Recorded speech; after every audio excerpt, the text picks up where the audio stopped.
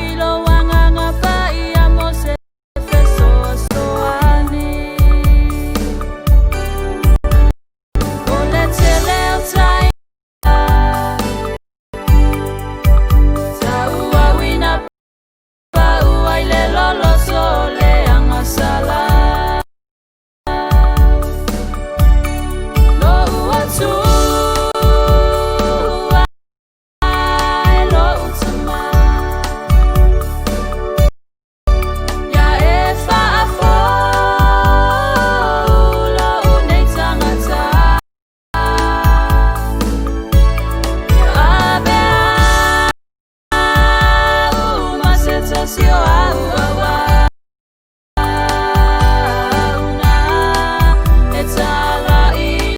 lo fina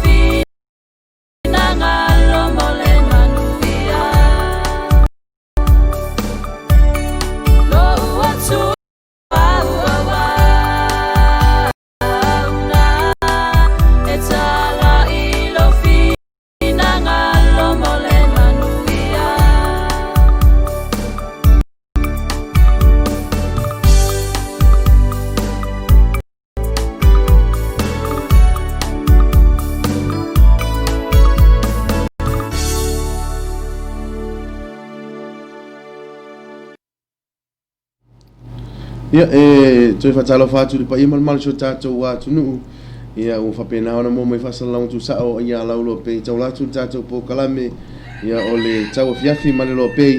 ia e fatalo fatu ai ia mau folo fatu fo ia ila to uma o mfai ona mo mai fasalang ia ile nei fiafi ia fatai atu fo i faangaina fo i tautua mala o nanga ia laulo pe ia e momoli atu fo i o to mau tamalawa le ngata ile o fafonga ana asio tatou wa tunu ia tulanga uma lo ia miolo tupu Samoa nei ia ai le ngata ile ia o se tala mai fo i mai Samoa ia si o matou fo ia tunu ia o vi ingala fo i tatou tai sili langi ia o tai mai so to so fua ia a si o la vai fo la nei ia tu sai fo tatou ma tanga nei ia so fa tai tele ia i ainga wo pa anga ia mai la to uma la fi ma futa mai ia i lunga o tatou pol kalame ia e tawala tu ia la o nanga le Loabay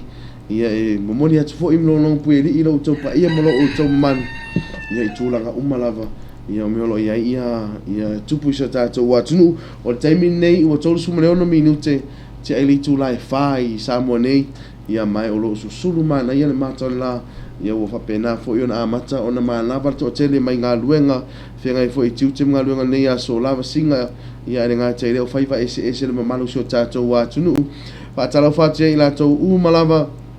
sa fia ngai ia male faiva o le tausi ainga ia ai le ngata ilea o tatou matua tausi ia i tamama tina matutua ia lo faiva o tap wai ia o faiva so tatou atunu faaftai atu fo'i la ia i company o lo fapena ona lango ina malosi ia tatou faasalalauga e tauala atu lea i tatou polokalame o le Tauafiafi Ma Le Loabay ia lea ua ina onaga a le moatoga upholstery ia i tulaga uma o mea fale ia i angangata ma olo ye foi la to tautua ia e momoli sa o atu mea fale ia i lo to mota mo to lawa ia ia le la to tautua ia le ngata ile o la to ka rento lo ia la to ta vale ia malato fale rent e fai on se potu malulu ia te fai malo longa ia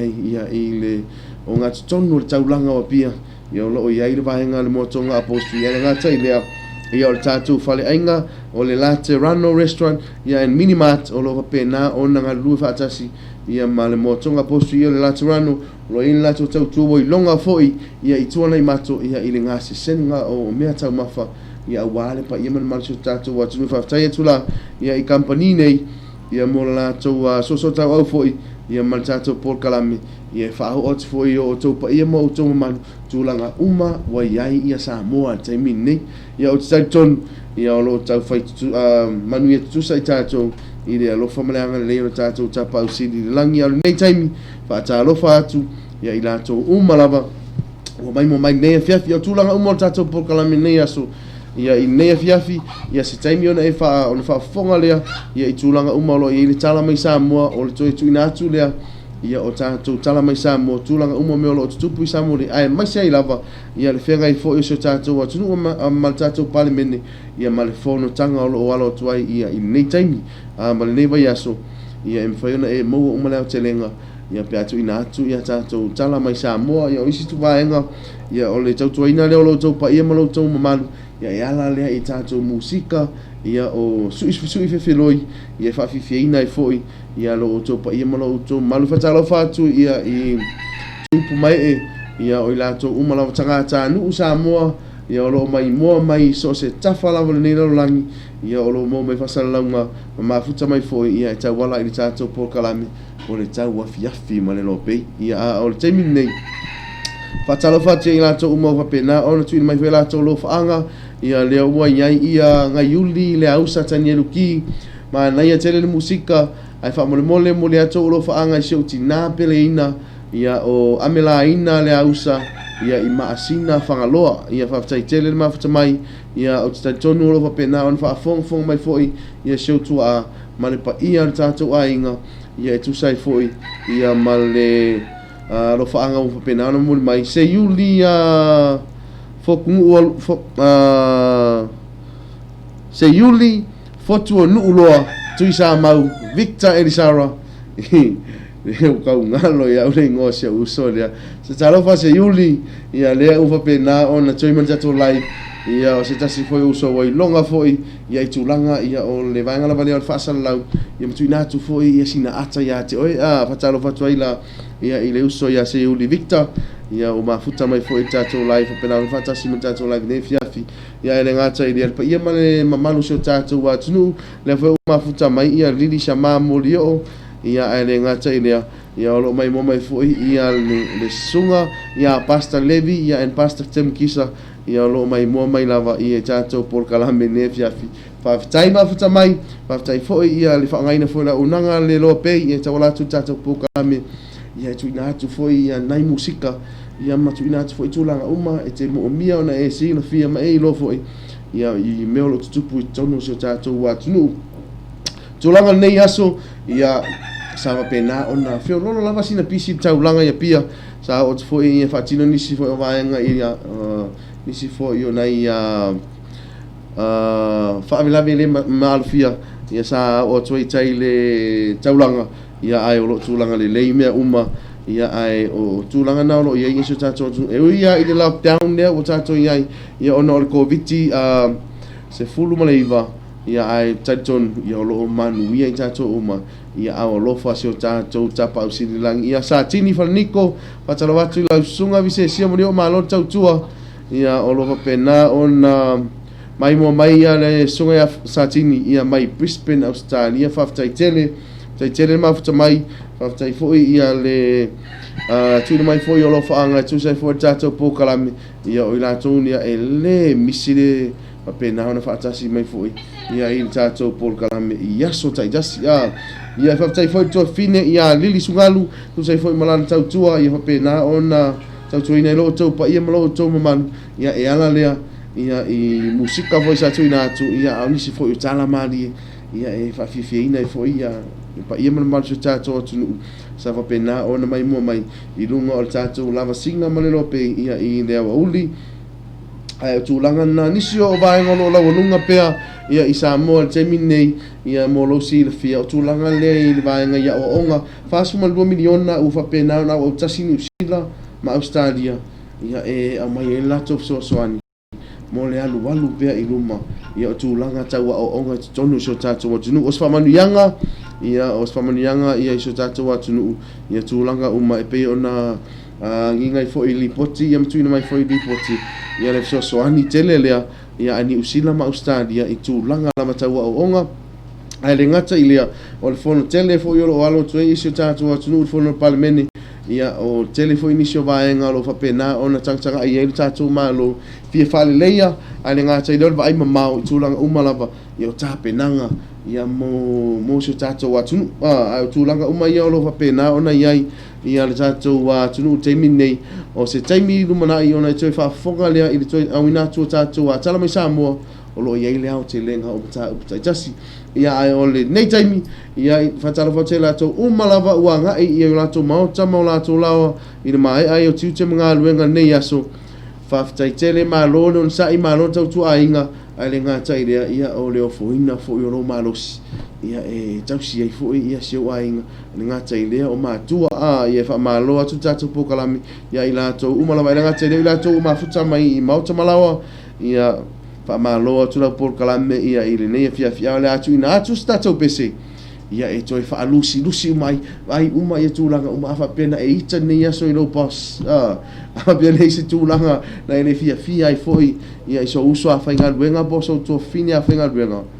ai la pese nei ia i lu e se uma ina fa fitaudi manati nga manaita ia te oi a wale upo tusi upo le fionga pa ia le tua a fa pea tātou te mau wa ai le ai o mea ia le ise mea tātou te pole ai wa umala mau tūlanga ese ia wa pa ngā pātia fo ia lo sahani nei aso ia o le pese nei ia duru ese uma ia nā mauti ngā ia te oi tātou pe o manauti o tātou pōkalame o le maua lava o le fia o le happy le mea tāu o le tātou pese nei la tuinatu. Jack it up.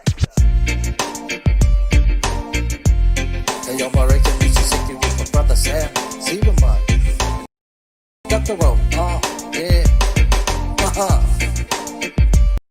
Yeah. You want my Rachel style? And my brother. Sick. Jack it up. Esa o pati pati mai. Esa si ma fau fau iai. Leo langa nei te o sei vai. Amasa ai le toi maua mai. Ese isi va mai. Esa si awate ano mai. Leo langa nei ua tamasani ai. Pule oe pule pule mea happy ma ai. Jack it up. E ka iloa i ai pe iai lava masesia. Sekia elea ia se sasi. Leo langa nei so e makua ma ingia. Sau o ruma sau o kowa o le longa fua. Vai ki onga o mui buinga. E ka avale fiki solo ke se polo soka. Io e ke amanga ia fua fa pasi a i kua. Eva mai ka ua. Io e a esa o pati pati mai. A esa si ma fau fau iai. Leo langa nei pe o sei vai.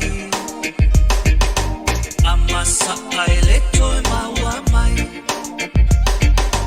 A ese kisi va mai.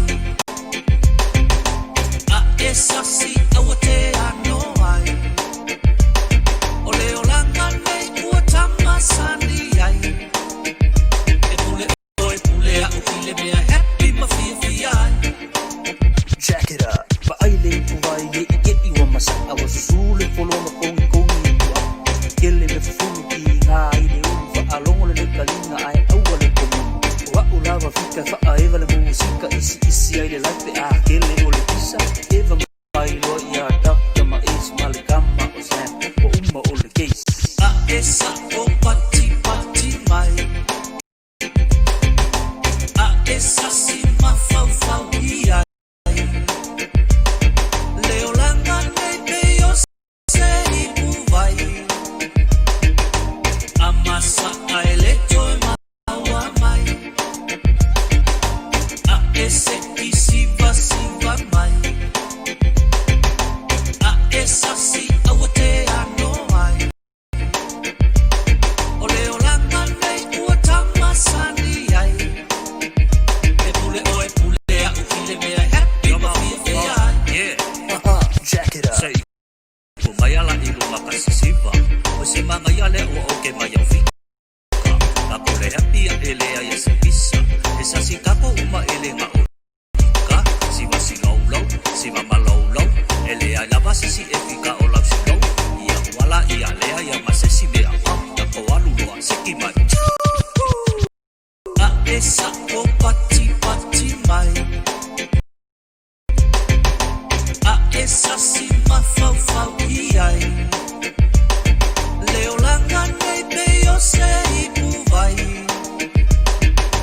Amasa ai le toi maua mai. A ese kisi va mai. A esa si awate ano ai. O leo langa nei ua tamasani ai. E pule oe pule a ukile mea happy ma fia ai. Jack it up.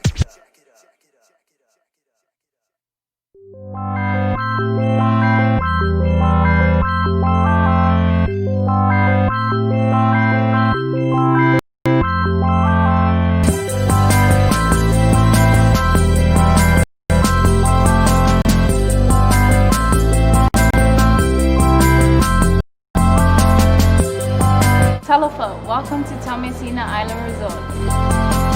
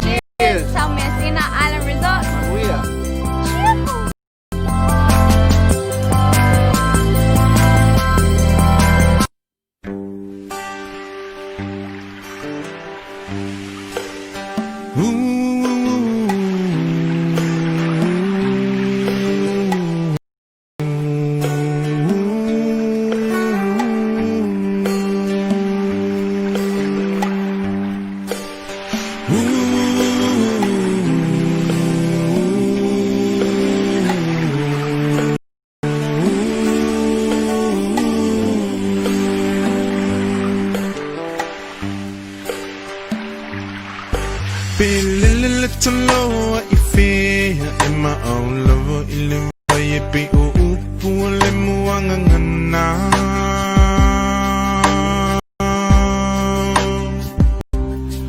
Se ilunga ete mo ilo fala Pe malulu te mo e mafana fana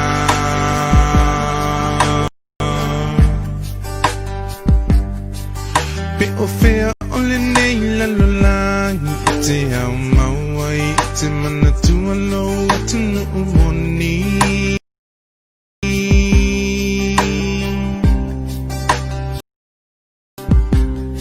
Se ilunga e te toe fo i mai i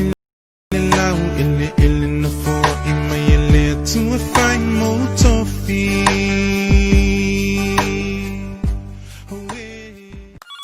Hello? Dad, may kuping ola fok low kaya nga kuping nga National Bank of Samoa. Umang kakangwang sakiraya. Yeah, bin may pera mo ko. E walisan, pafkakele lama. Ia whai alo, ai ka oi ka pua kumulai nga whakupe. Ele se me la kaoi for kupe. Oi aia. Whaonga ka ua le Easy Bank. Whaonga nei lo le Easy Bank. E te avea ia iau se leni mai lau tau ngā tupe le National Bank. Anga e le digital mobile money. Matalai nai i se pasin tupe po o se la la tani. Ale digital i so o se taimi. National Bank of Samoa. We are Samoa. Transact safely from your home with Mtala. Recharge. Transfer money to your friends and family. Pay your utility bills. See your transaction history. And even buy EPC prepaid power. Go cashless. Vodafone Mtala.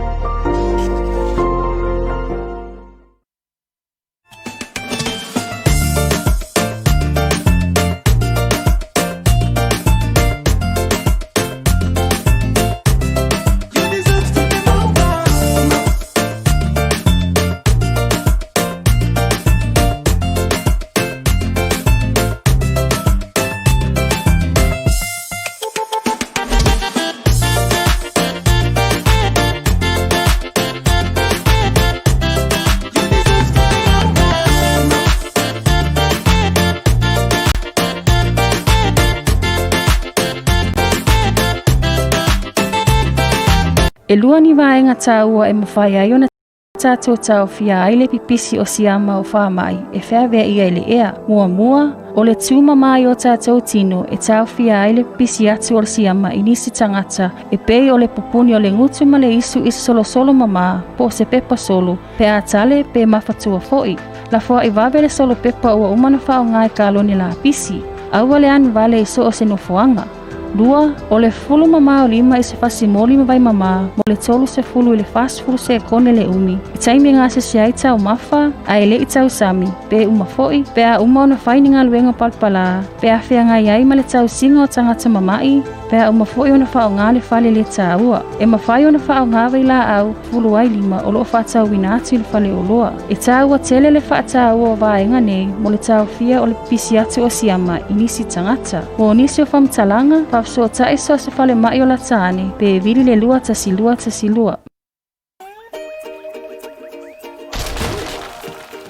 Life's full of unexpected events and expenses. Now, Digicel Mobile Money provides a simple, secure service to send money to the Pacific. log on to digicelmobilemoney.com. With more agents and longer opening hours to shop or get cash, life just got easier with Digicel Mobile Money. Fatalo fatu ia pa iman masu tātou atunu ia toi tari we fo tātou por kalame ia Tauafiafi Ma Le Loabay ia fatalo fatu ila to umalava ua mfai ona mafuta mai i tātou live le ngata lunga tātou Facebook ia lunga tātou YouTube channel ia whapea fo i lunga tātou website ia ai le ngata i rea la to umalo whape na ona mai mo mai lunga tātou Simple Radio app ia i tau tua mala o nanga ia laulo pei tau latu ia tātou pokalame o le Tauafiafi Ma Le Loabay fatalo fatu ila to umalava ia ua mawhai on maureva noa ia e mafuta mai fo i mamori mero whaanga ia i lunga le tātou Paul Kalame ia o te whiwhia nei tūla ia e whawhiroa ia te fo ia le uso ia i ulai ngale ia lea ua whato a tintanu mai sā o se uso ia o le turi mai lava ia ai le ngata i reon mafa ia te ia le tātou mafutanga ia i tātou Paul Kalame ia le ngata i reon malu le atunu ia lo whapena o na tātou ngā rue whatasi mafuta mai fo ia i atunu e mau i o taitonu ia whaisina pisi o se uso nei aso ia i tūlanga tau au onga ia o le hoi tau ai atu foi jele ni whainga tā sa whia ngai mare uso ia iurai nei aso ia lea whahapa noa mai lama taimi ia whainga tā tātou mafutanga ia i lunga tātou Paul Kalame ia whataro manoso i fua manono sai ia i lau sunga iulai e tu sai foi ma le whengai foi ma o onga nei aso ane ngā tairia ia o nisi foi tūlanga lava singa sa pina ona pisi foi lau sunga ia i nei aso whataro whatu manono sai fatalo fatu a visesio le ba ngona fiafi a se fo io le fa fo mai tato tulu ia fa ftai fo ile tu le wa tato wa toi fe lo ai fo ia mo li fo fa malo mal fa ftai le suba ia ile am taino fo tato wa por kala ver tau fiafi Ma Le Loabay ia ile le fo ia sola to ia ia ne ia so ia pe ona sa no fo ile suba ia mana ia fo ile so le di sa ia kala fo ile mana ia le so le di ai fa di ko wa ka ngaka ia fa malo fa ftai tato tulu fa ftai tari per to mana unanga le lo pe sa mo tivita la si mar sa mo radio talave ia tari ina to no mo to mala ia mi se tai to ro ina so stemio la so ia tu te mo fai valo fili mo fa ngai ia ma fi tai tu ngai malo tele so tato tulu ia fa lava se tu lo fa pe no pia ia fo i matia ia o le panganga maurunga la foi ia whaftai ia i le taria i le peo nei tau tua manei au nanga ia whape nao le tai tau ina o i o whaiva mautute ia i so stemio le aso ia e peo tūlanga na ia e whainga tā ia ma umso e iulai ia tūlanga tātou mawhtanga ai le ngā tairia ia o le nongonongo pui li i peo pa iman marso tātou ngoti nuu wai pe ia on tūina te fwoi tātou Pokalame masani o na on ma uani au na vai vai e lima ma vai tau tuaina lo tau pa ia malo tau mamadu ia whainga tāwhi a te maua ia tūlanga o lo momoli mai alo whaanga i o tātou ainga o lo papa au mau e tunu e mau ia ai avia i maua ma te whaaleo atua ia i ainga wo mai masani i lo i Samoa nei ia ngā te fo i Samoa nei tunu e mau ia au inisi o isi vaenga sia ua wapena o na mafuta mai ia i tātou Paul Kalame ia i le nei afiafi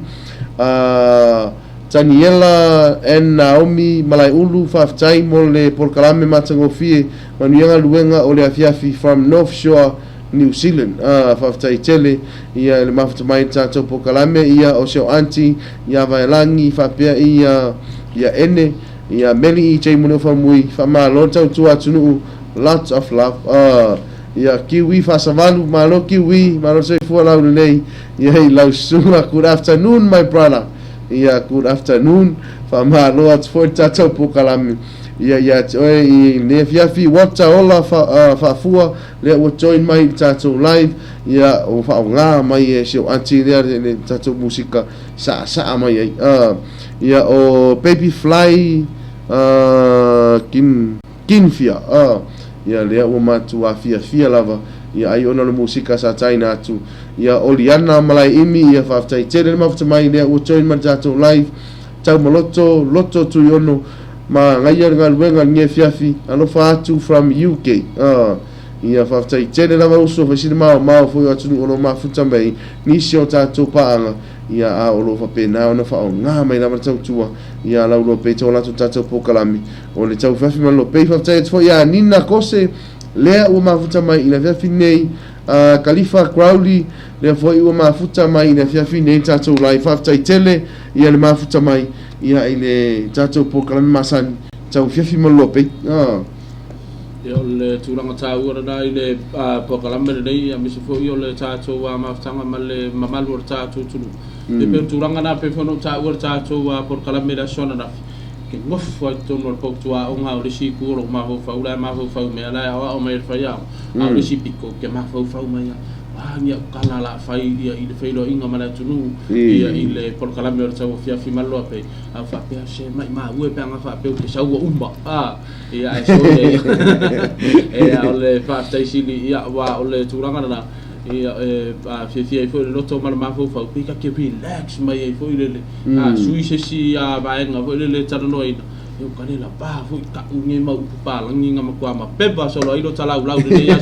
ia va aner fa fo mai ta tonu ia ai o le fa tai sili le tua ia o le tonu ia o le totele ia o le o va tu no tasil minute te ile tu lai rimba ia o tonu la vai o samo o totele ia ra fo mai anga ruenga me se fo ia tanga ruenga malo ia totele na ua a mata foi ona tapena ia a mana tua e tape ia la ua masini computer ia fa pe o lena tau mafa foi ti mo te fai ar ti te bere mo pau ai sa uni no mai anga nga mana tua e tape le palaka o ofisa ile tua o ofisa ia mo boli atu fa malo ia lo sa mar tau ata i tu te ma fai ba sa fa pe na fi ta tu ngai sa tu tu i sa bo ia wa Australia mani usila ia le fai si vabbe ke re o mato ia mo ia di o mato nei ia di ai fai e vabbe titi ata tu ia Australia mari usila ia ai o le te vai to le ma futa mai ma join mai ale te meta ia Maria lo sio fa tar fatu ia ina ngata fo to fine ia mai se ia le au malanga ia po le ma va nga no le lo fa pe down na ia ina i saba i mo tere sala fa va so fa i ure dei o la to pol kalame ia lo fa pe down fa o tu ai ia nai me alo fa la iti ia mo a inga ia ila to lo ia ia fianga tu ma wo so fu ai fa ftai o le sa ma ua ia le la unga le fai pulo lo ma so tu ia wa tau fai nga ma lo fa tau sanga fai nga ma lo tau fai nga ma lo cercalo sia ia ia wa ia talo sia ia ia va ve beste mi fa pe ma ia le fianga tai o le tunu ia male capedetta e me se foi le fianga min sta tu pe ia i se si pa inga lu mana i wa le uma le tau sanga ne pe mai ia o le ua ia i le pili al malo le ua uma na pasia o le ambau ai e fa mnyanga ia ele la iti ele tele ia mo ia to ia fianga tu ba so fua ia fa talo fa malo to ile fianga te pule le fianga ia ta fa tino tu mapur su nga sa uta ile solo ia lo kama kiko ia a me se fo ia le to fina Maria lo sio male mai la to uma lo fo ia la malanga ia ale fa la tonga no le lo fa pole o le official ia le nuno le lo fa nai de motel sala fa ia o le to umi ia ona mai a fo ida fa e fo mortini nei vai a so ma lo la verta tua ma lo fo ia le sai marta wa tai e me se ia o le o fo ina to so ifua ia ngalu du e ia ma fa pena fo i ona lango sua ia i le ngalu nga ila to e fam tu ma so ifua mar pitola pe tu langa le mo le fo i fa tai ia i tatu malo ia le vai mama mo si mama fo i tulanga uma fa ale ia i so la usfa ai pe una eta ua tulanga le o le mana tua o tape o la masin o mana tua i lo ia se tasi fo yo risiko mai kiki mo kwa ia nga amaka merka e au fa longo kwa lo makua sale vai na le sai mu ale vai i lo fale ale vai i lo fale le sa we se le sa le fo ka fa ki lo mkua ale sa wim ki i lo fale le la i ki lo fale ala fa longo kwa le va me sino mkua sale le sai mu ale kol kambo e ko le le fa la ka ko le kai sole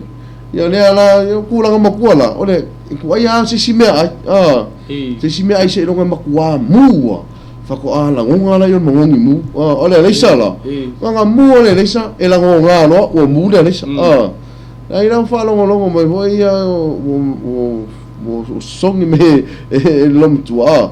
o so ngongi mu le sa le ko vala au mai tale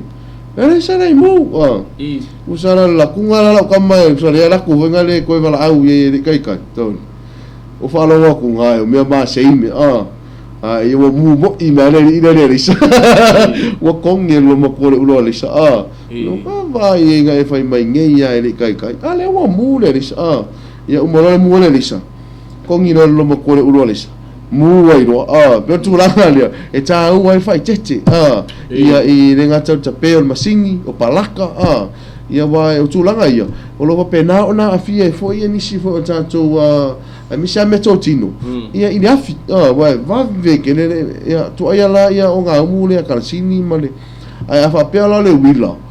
fa ia sina va ve tele ia ona afia fo yo mauta mala ia il mala ia pe tu langa ia fa tete se tatou tu ia le ua ma futa mai fo inisi fo tatou pa anga masan tau mapu fiso malo lava ia le galue e vatu I New Zealand o lo fa pena on pati mai foi ia le sunga Maria Losio ia le foi o mafuta mai ia Gemini ia le sunga ia pasta levi ia ma pasta temu kisa le moa ma lo so I fu manuia ia ulo sunga fia to vai atu ia ulo sunga ma na ia tele to o nanga lo fai ia manuia tele ia ngaluanga fai le fiafi alo fa tele atu ka place fa tele ia I le fa manuanga foi we receive in the mighty name of Jesus o fa manuanga ia mai fai fi po la to foi fi nga inga le atu ia au nge misi ya ka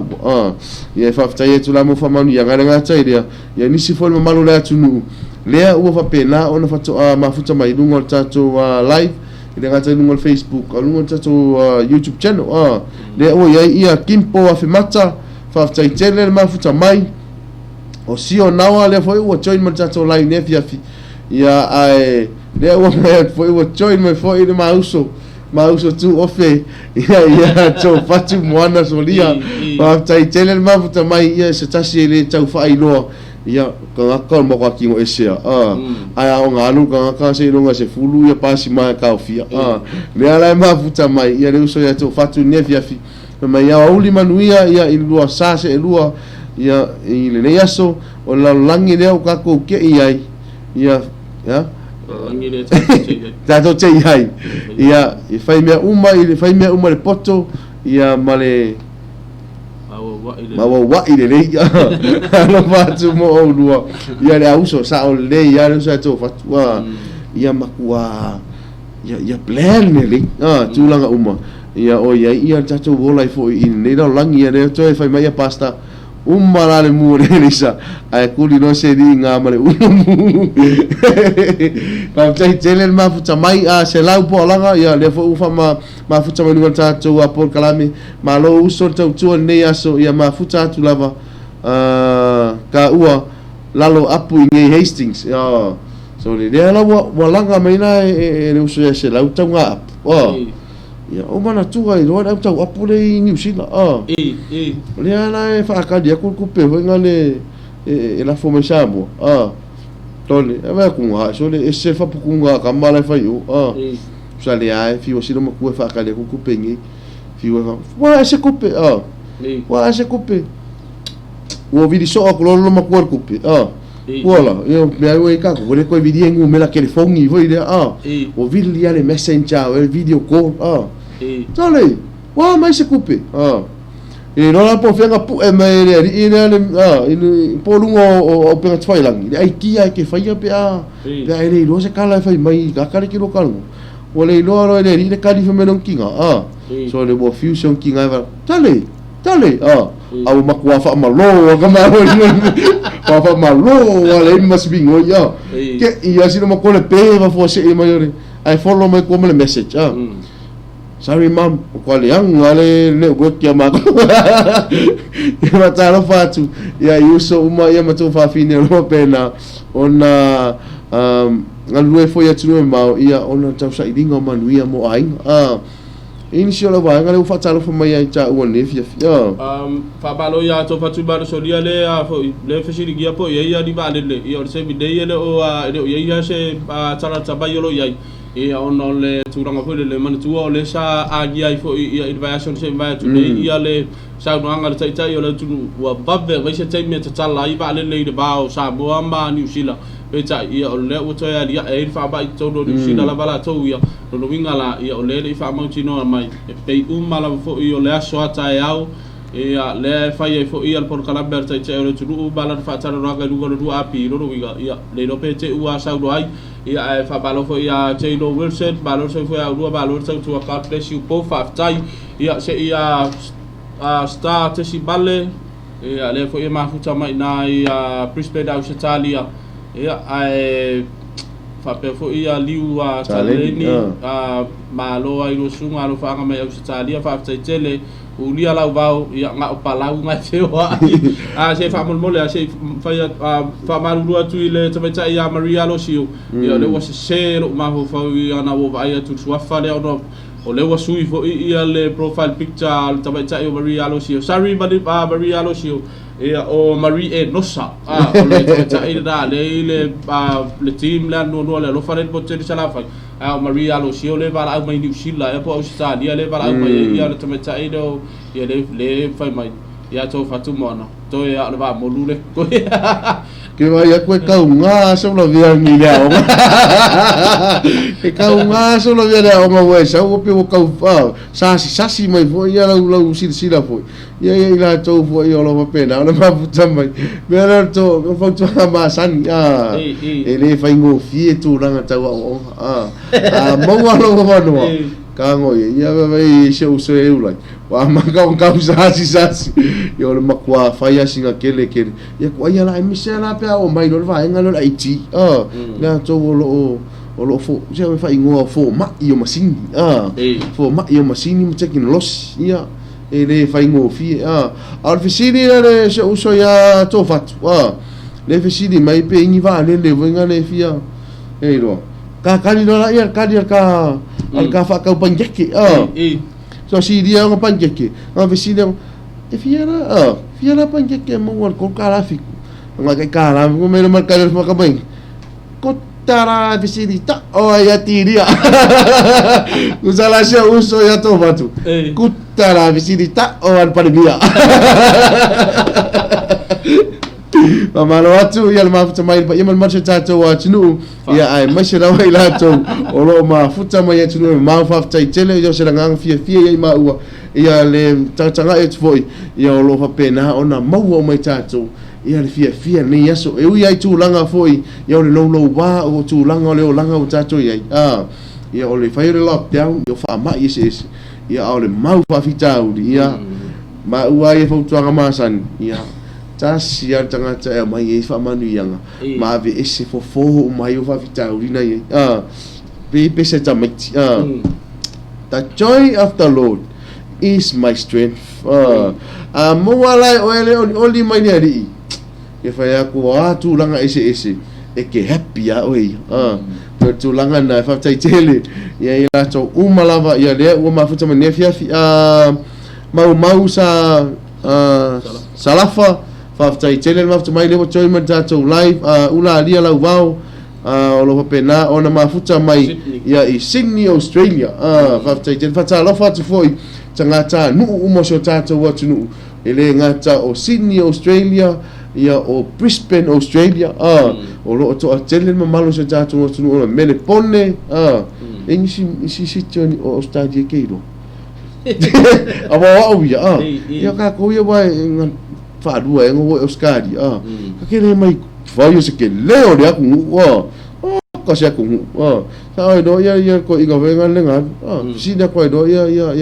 o wo ngini pora foi dia no kuala o le custom mai ke nga fa ya ki o kinga se kinga passport ma si ni aku lo mar ko inga so ko inga o le nga sa mai sambo le aku ni sambo ya lu mai Euskadi te si di mai lo mar ko inga le ile pora le custom ma where you from ka ko inga Samoa ya nga fa ku lo mar kala le parangi where in the map is Samoa usara ere mama lamar ko inga i si vai ngore ngang ale si ka mai map pa ku yo ka for para fa yak ko inga Samoa is very very small. Samoa is very very small.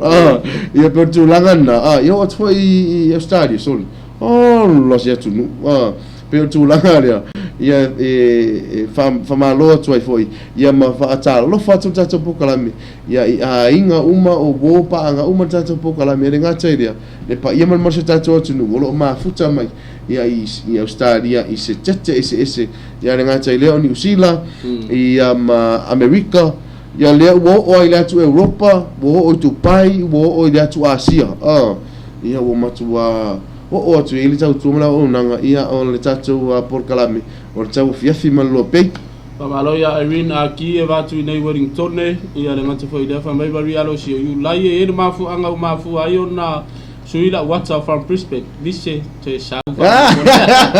ia talo falava pamalo foi ia te suga mo se i tau fetuli le sa mai ke kwa o mai mo mai le va ngora fiafi ia Taylor Wilson talo fa mai Frankston Melbourne Australia ma le por kalame ia ole suranga na pe ona e ta u fo ia le suranga le tau tu bala ona ia ole manulo tila fo ila tau ia o atu ia wa ole lo pe sa boti vita la si versabo radio tala ave ia o atu balo se fa sa logo so sta for de ke lo lo wiga ia ole manulo ti ma wa sa ata ma wa so fia ngai ka wa ia kamale le nga bili ya kulo makua ai kuma kuwa ngaro le sia kamanga ngofo bili nga vota mai ta ai ole tonu la sa fai ke mi mai tu fai tu nga tala vanga fai ya kenge wa ole telefoni rontina e so ta ye fai ya kenge la kamale awange e bili mai se ilonga ke tek sa ku po ke bili ya ai ngofara kamale ai wale la bar ko nga fi fa longo le le oranga mana me ile afia fide o foro a video faron kura kamera ole le ole ki ngalong kengere kali mai ya hello no maku ko ka pero marker fo jod ai ko e bille ku ro malo maku di foro mar kamalo ka hello o ela nga vini mangi a me ka kala ko ka ngata ka kala mai no ku ai ko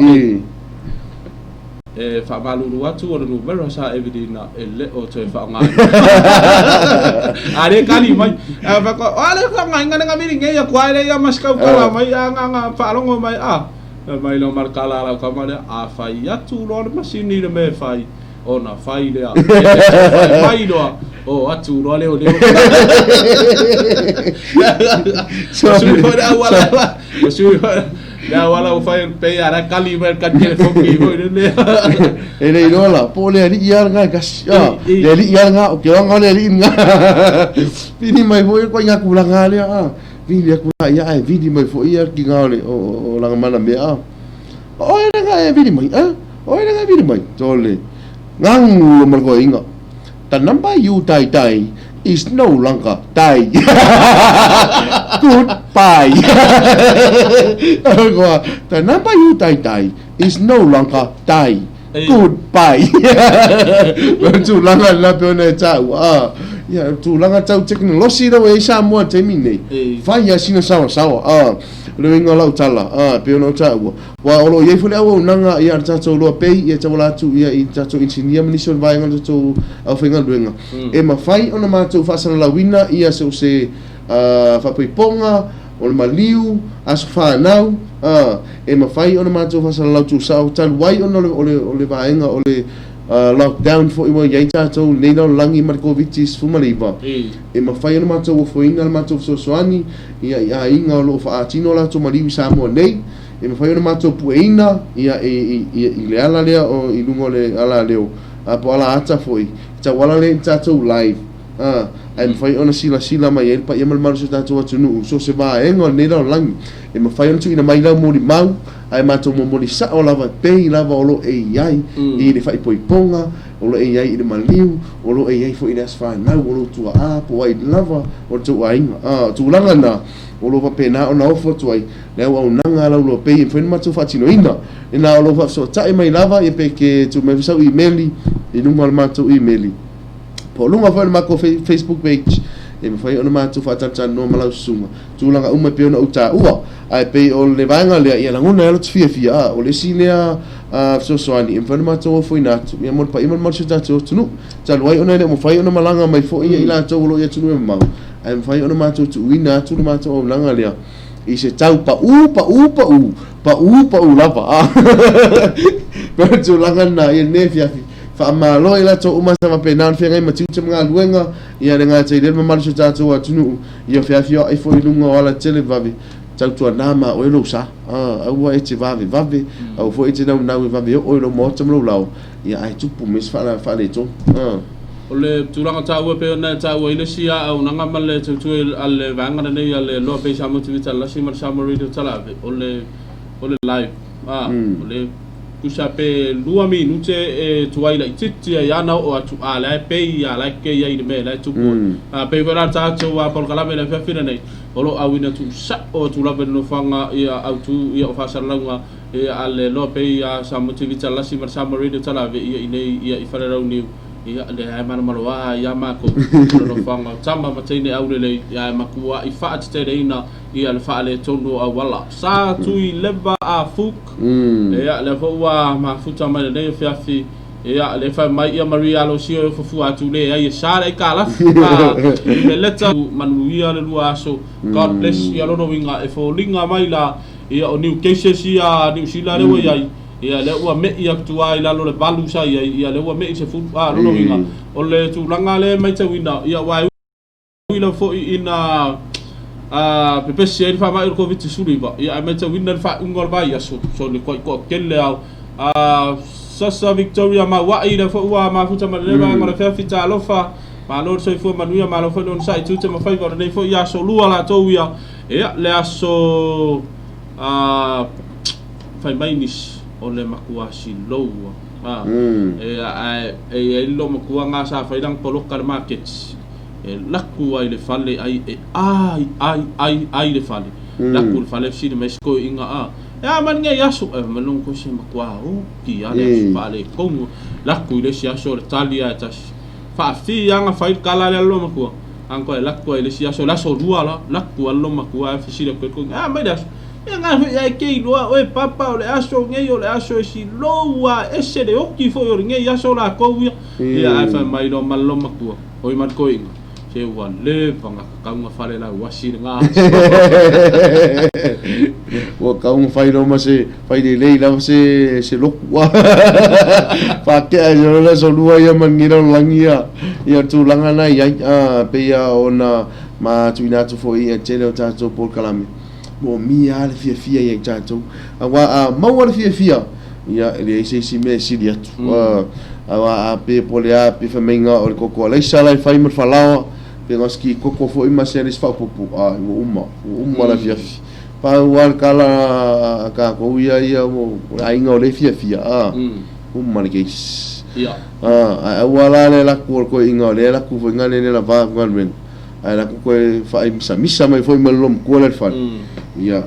ku lang paulangal me o ia e va via eco viti sului vai tato sia tu lang pe na ta tu lang ale se pe dai se ba nga fo le pe se tupe ia pe le fo tu lang pe wa fa le tonu fo le fa so wole ai se tau mafa ai ba wa fia si le ku lang ta le si tu lang fo le o le mau le ola marmalo ya wa ma fai ana to fai uma ia ba nga uma fuanga I le mau o le ola marmalo ia wa le sa nga wa ia wa sa le leila o to telo ila to e la be I tu langa na ko le nga fa le kongo ko le se me ai so le ia ai fo ke ia o fa misa ia o fa misa fo ai le do le ka ko fa aftai le tu le pe fo fa malo si van fa lo telo ta to wa por kala mer telo taimi ile turanga fo le ta tu ta dia ia be mo le family anga le wa mai le fartua ia li chama morio o malo so fu malo nga lu mar ta tua July and Bison la ki ga wo fa mo pa langi mai pa ma lu ya tu la so fa na wo so nis apikeyo mu lamba setu se fulu tau sanga ile so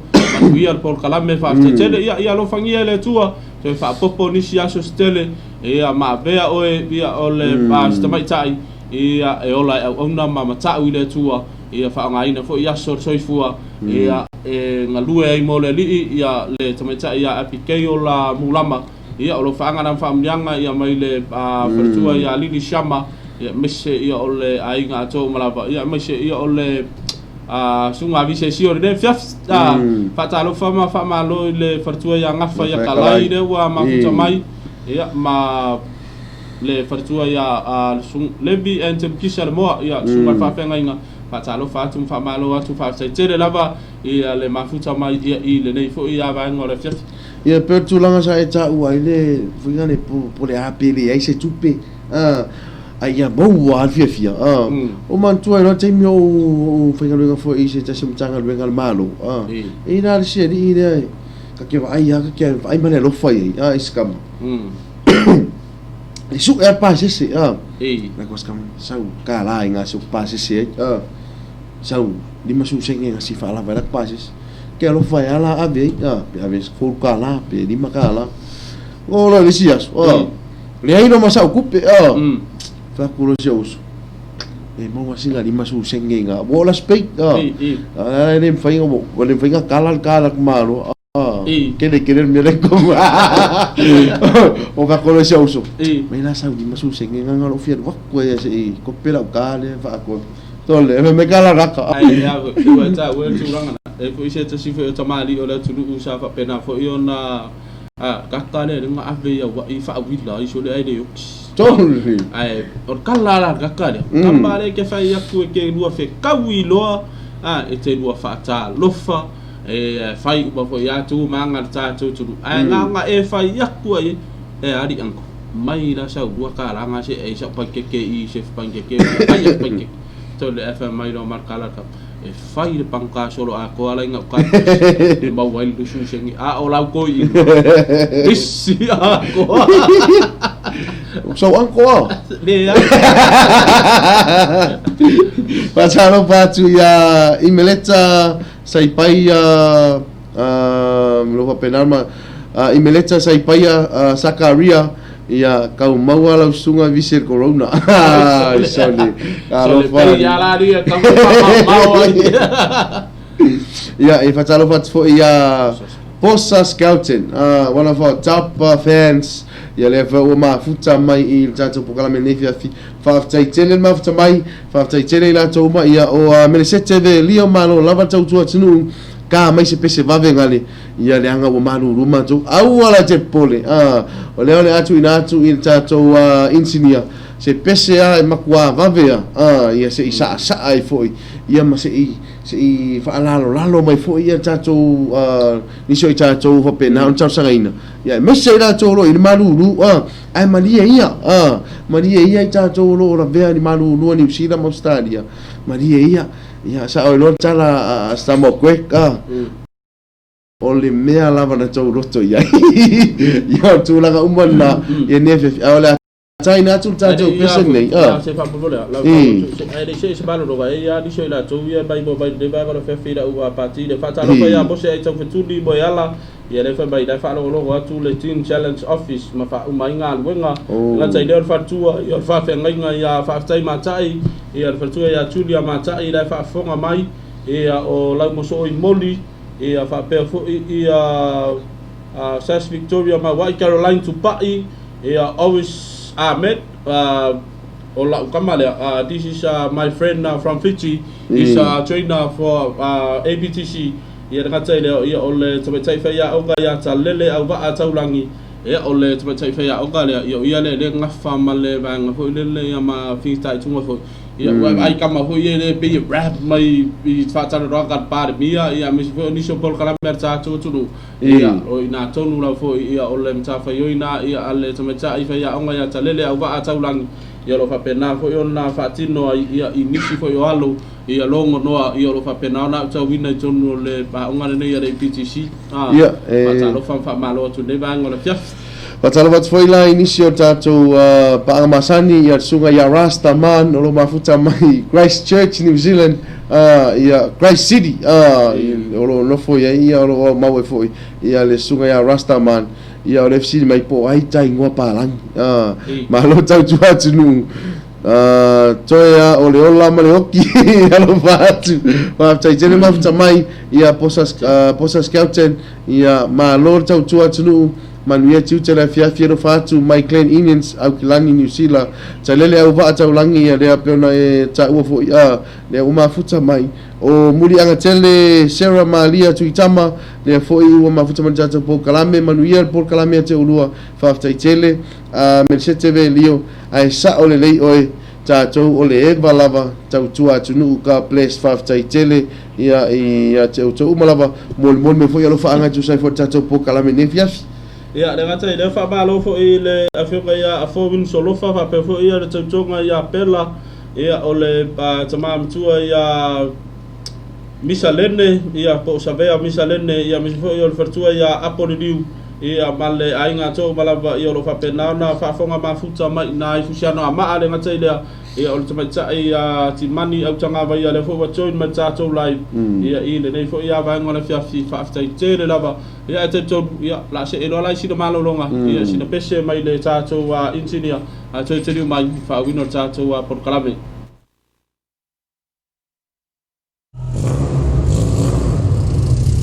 Frontline production, yes, danger boy, hallelujah, better than this. Fia mei lutino. Lue mei lutino. Sele. Fia mei lutino. Lue mei lutino. Pepe. Fia mei lutino. Lue mei lutino. Sele. Fia mei lutino. Lue mei lutino. Pepe. Tinne ay, laisse bye bye. Tinne laisse bye bye. Tinne ay, laisse bye bye. Tinne mei lutino. Pepe.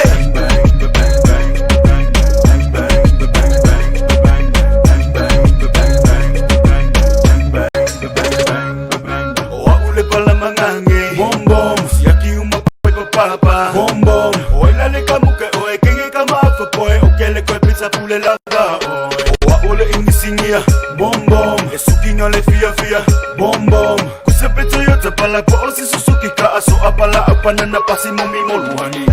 Fia mei lutino Lue mei lutino Sele Fia mei lutino Lue mei lutino Pepe Tinne ay, laisse bye bye Tinne ay, laisse bye bye Tinne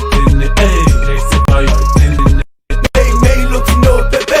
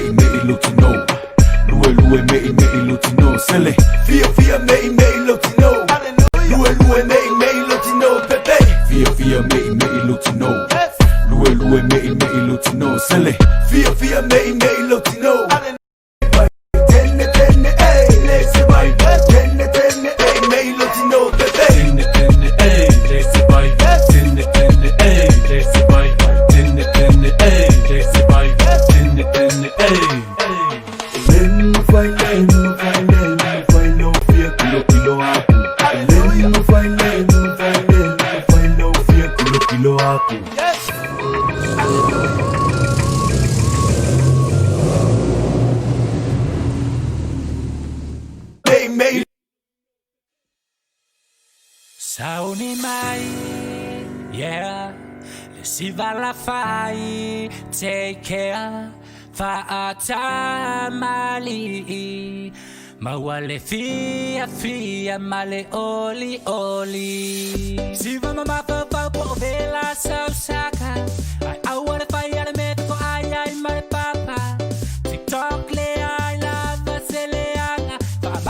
tino ai mama mapapa. Paile ma umanga la popo vi makua. Katiele feo ai masori ole alala utupura. Pamanda ya la usa asa. Paile ma umanga la popo vi makua. Katiele feo ai masori ole alala utupura. Pamanda ya la usa asa.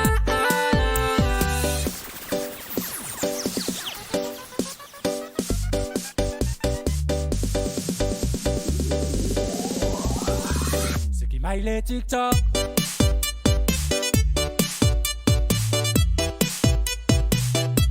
Siki maile TikTok.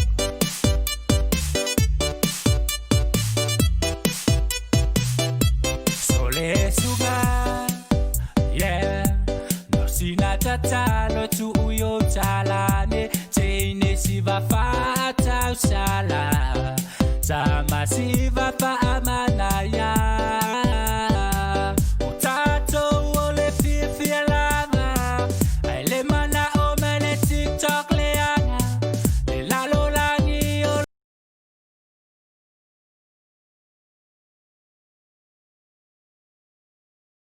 O mata mata, si yo ai mapa anasa upaya. Paile ma umanga la popo vi makua. Katiele feo ai masori ole alala utupura. Pamanda ya la usa asa. Paile ma umanga la popo vi makua. Katiele feo ai masori ole alala utupura. Pamanda ya la usa asa. Siki maile TikTok.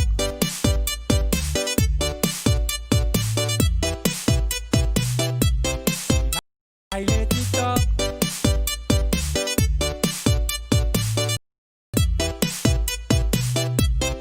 Maile TikTok.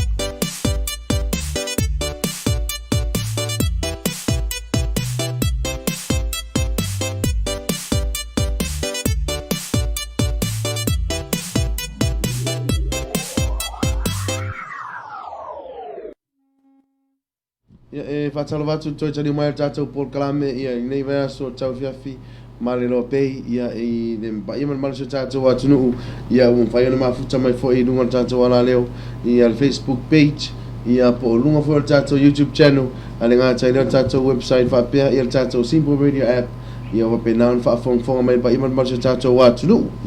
Patalo fa lo ia bagua a kaimo ia o South Victoria Bawai ia na matai ia o Caroline Tupai ia ma tunga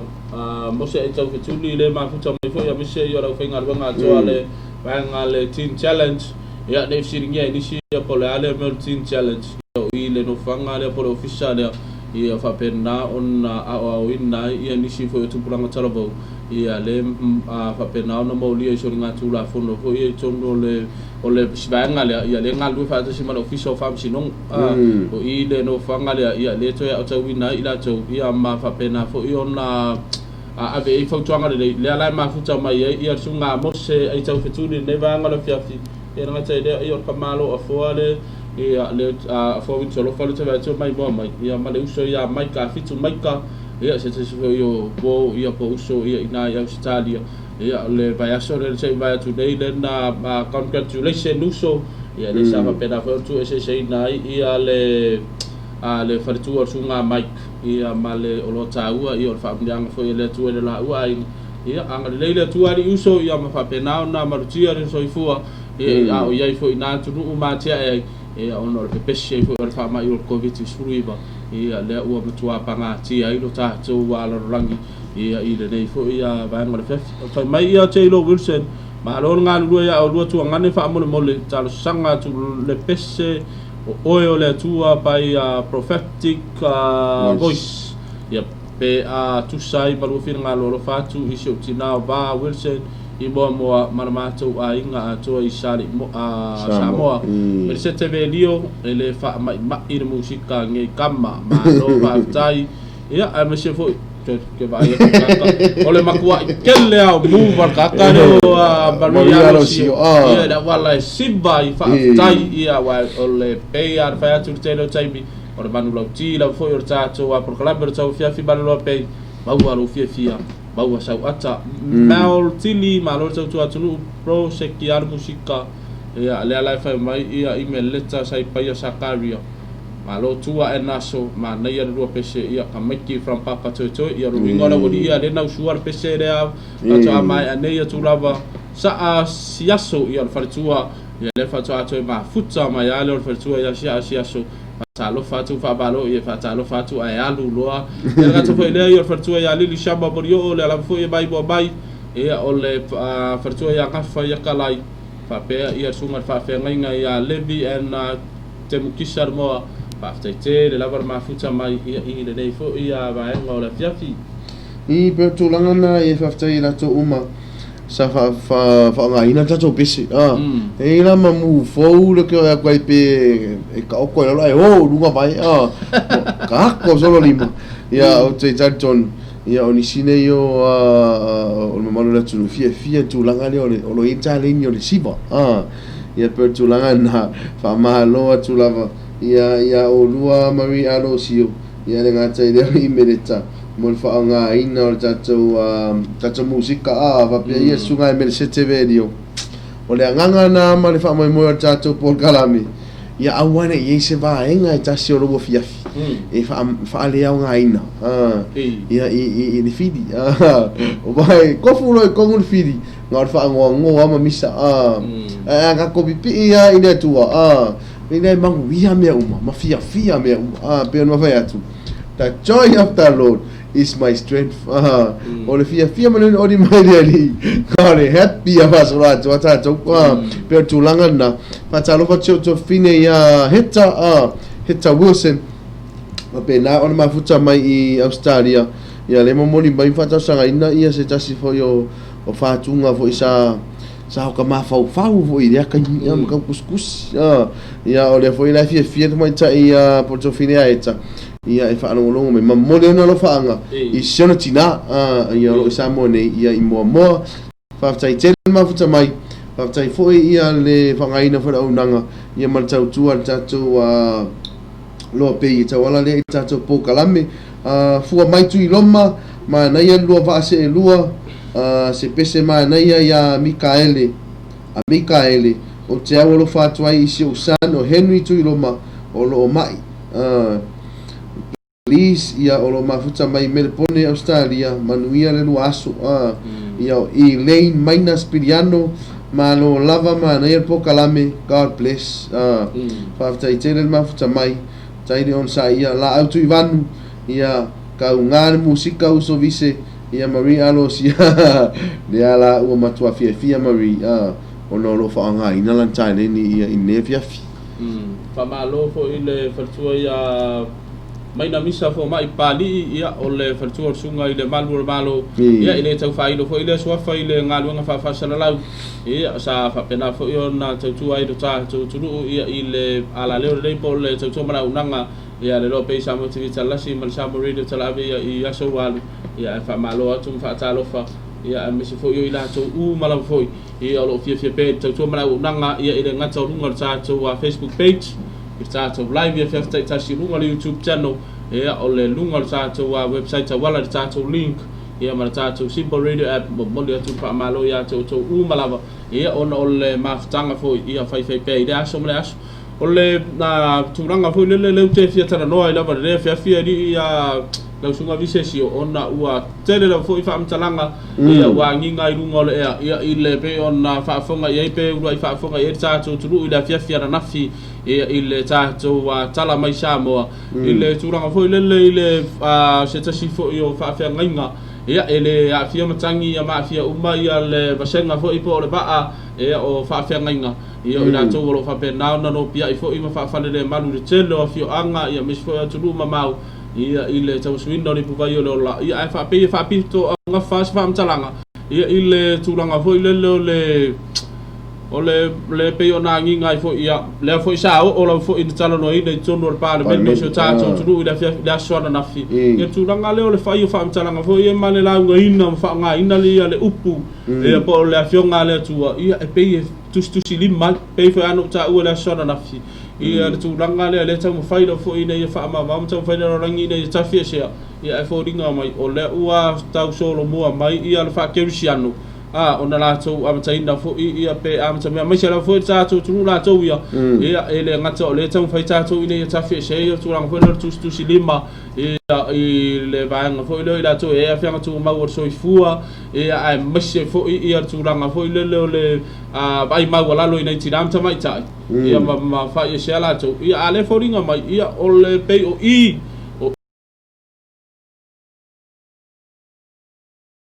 le tali umo fa fita uli ia pe fo na tata no so ai lunga o tata wa por kala me fa nga sol pe tai o le ua to ya nginga fo i ma to ta wa fo ringa mai ua a ver fa ke no pe o le o taula mu fo i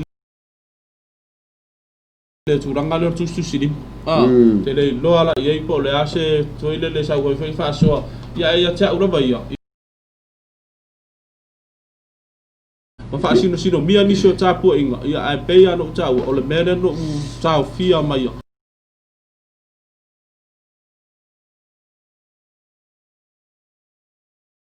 ia ile fe au no fa longo ia ile sa pati po la sa no fa longo ia fa mai fa mtalanga ale fa fe ngai le po fe au le wa tau ya ma to fa fe au ma ila to umo e tala ina fina ngalo le tua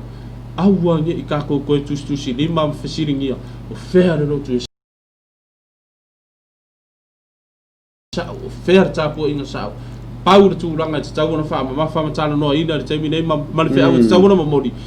moli la tu nuu ia maise fo yo tangata umma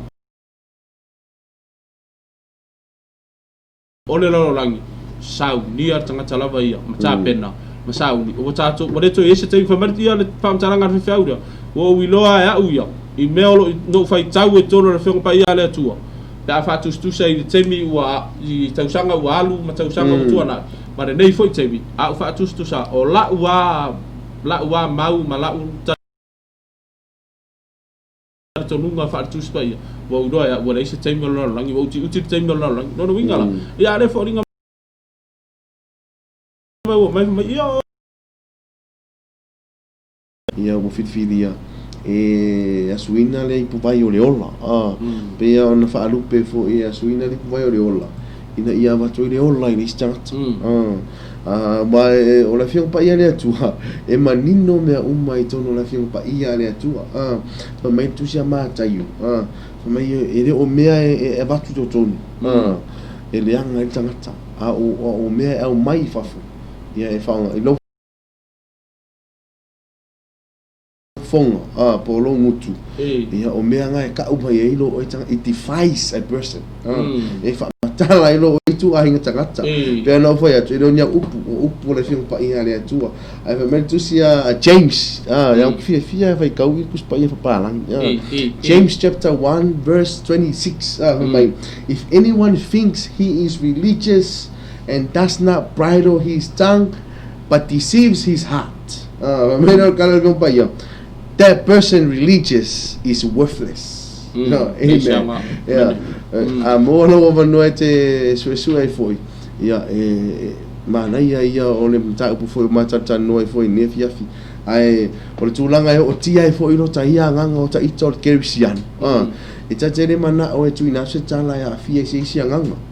Pe on ta to pepese ai. O Samoa ole atu nu o kerisiano. We are a Christian country ele aina se pea na sa no le fianga le pandemia o tu inga fa matalanga mo tu inga la fonga ia e tu ina mai e ta o mai foi ele kamu fi au but ele fa pera ma fa ia tu o por le fianga o upu foi sa no ele fianga le pandemia pea no fa tu ta tele fa masino o me o fa longo ma tu va ai me talanga pea no ta au taimi nei se le kaukere ko e vesi ni me fa pea sa ini po ai sa ini po ai o fe lo ku sa o fe lo Pangwal ken kapenga lo e tangata. Pole ya ke we are in the end of times. Uka ko ya i fai ungo time. Pamena kala ku se baka oku. Mantu se bata otu. Lenga abele ufa malo sian le la tai au. Fa mani ina fo ya. Mantu se bata otu. E mana o e unge yo spupu ngaya ki oi. Fai tete upu te tau tala.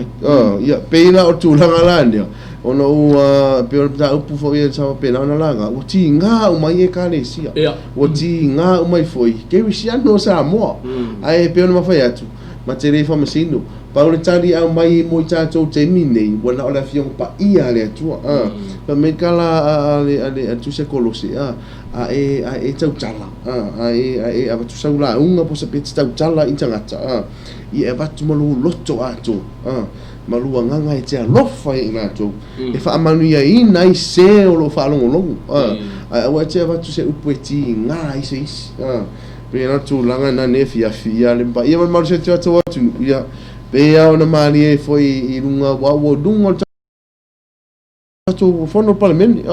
Whono tene a Samoa. Ai tana hoa i nei mta upu nei. Ia pea o tō langa ia pea o na sauno wheneni panemia. O I to tonu e kalesia o lo tupunga mai le file mu o Samoa a fa pe ole ka se le vale ka o mai pe ala o le fika wi na e kalesia e fa tupu misa o tala lo tua Sicila fo fonga le langi Sicila fonga ta tua ia te se le fa mai le ulangia le tua car is not marked e le ulangia le tua ma pe ala o la fuana o le fuana sa e lulu o le fuana e toi sele pe no fai atu o pole fiong pa ia le atua a me tala le fiong pa ia le atua le saunoanga le atua e ma vai le langi ma le langi a ola upu e tu ma a va pela o tato uma te fia a va tu se tala e o lai le stangata tato te fia a va tu ia tato mana onga ia ma fa mani ina se tas fa per tu langa le ole fa mo tu de nganga ise tale au mai ku I me fa pengi so caro fai esa mo per tu langa le ai ia fa mangalo mai foi ni ma ua ia manatu ma se oso ia I ulai pa ia mal se tatu atu nu ia fa pena ona mai mo mai neas o te ro e fa masino a fa masino sidia tu ile tu ai pe ona mata ua o pole fiong pa ia le tu e sa ili foi se uso e sa ili foi kai kangi ta tu sta foi sa ili mai le a fa pe tu langa le o le ta fa mo tu ila tu ro ta ia e kale sia a mai tu inga la fonga fa peni e ti nga ile nga ta foi ia tala lom tu ma tu ai nei tu ai le pata tato tu ia ile ni ai ole pa wa ia tu ranga foi le na ma foi ona tu ranga nga foi ia le ma foi le ba ngola fa foi le taroi da ma tu foi ia e la suga visesio ile le ba nga foi le ia foi ia ta yalla po ta yalla ia nga nga fa tu sta le se pa pui a man tua ole tu ranga ole popo lenga ia cha ia pe fa ado fa ia ole popo lenga le ia ona ua langa nga ma fa tangata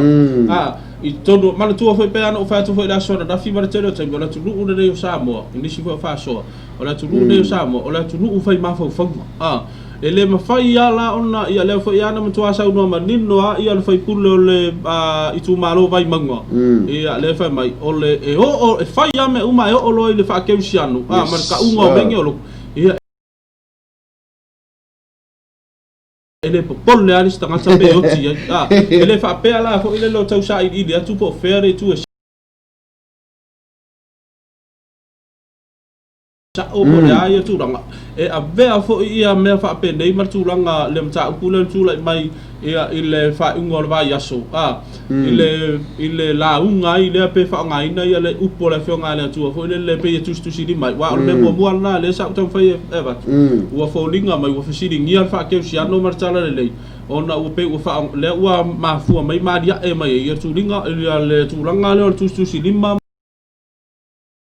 le fa no mi e o le si tu langa ia o le wa langa nga ai ma fo ngo tanga talo no winga ele o le mata upu nei o le mata upu male ali o se mata upu male ale pa e pe fo ia no la si le fia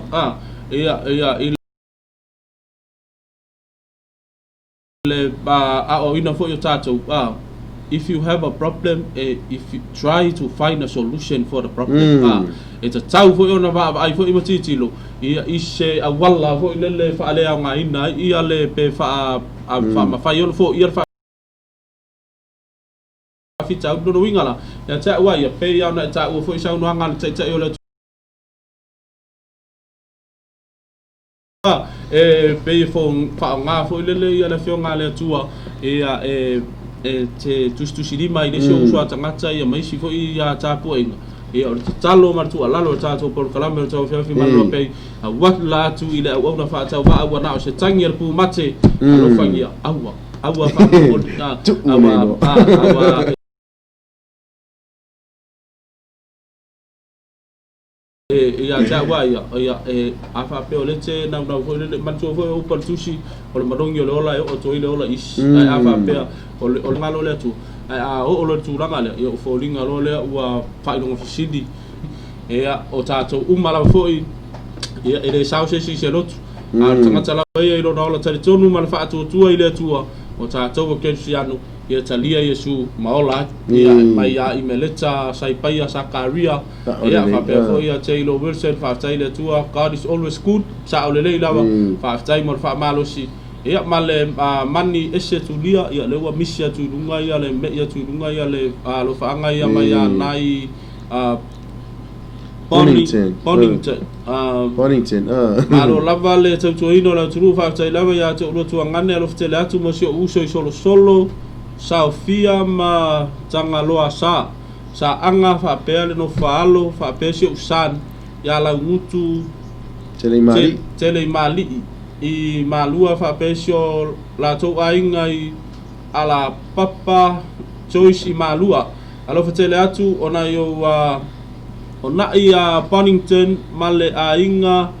I au kilani ni usila alo fa tele mo o tu ngane o malu card place fa after tele ya la mo so I moli le fa malo mai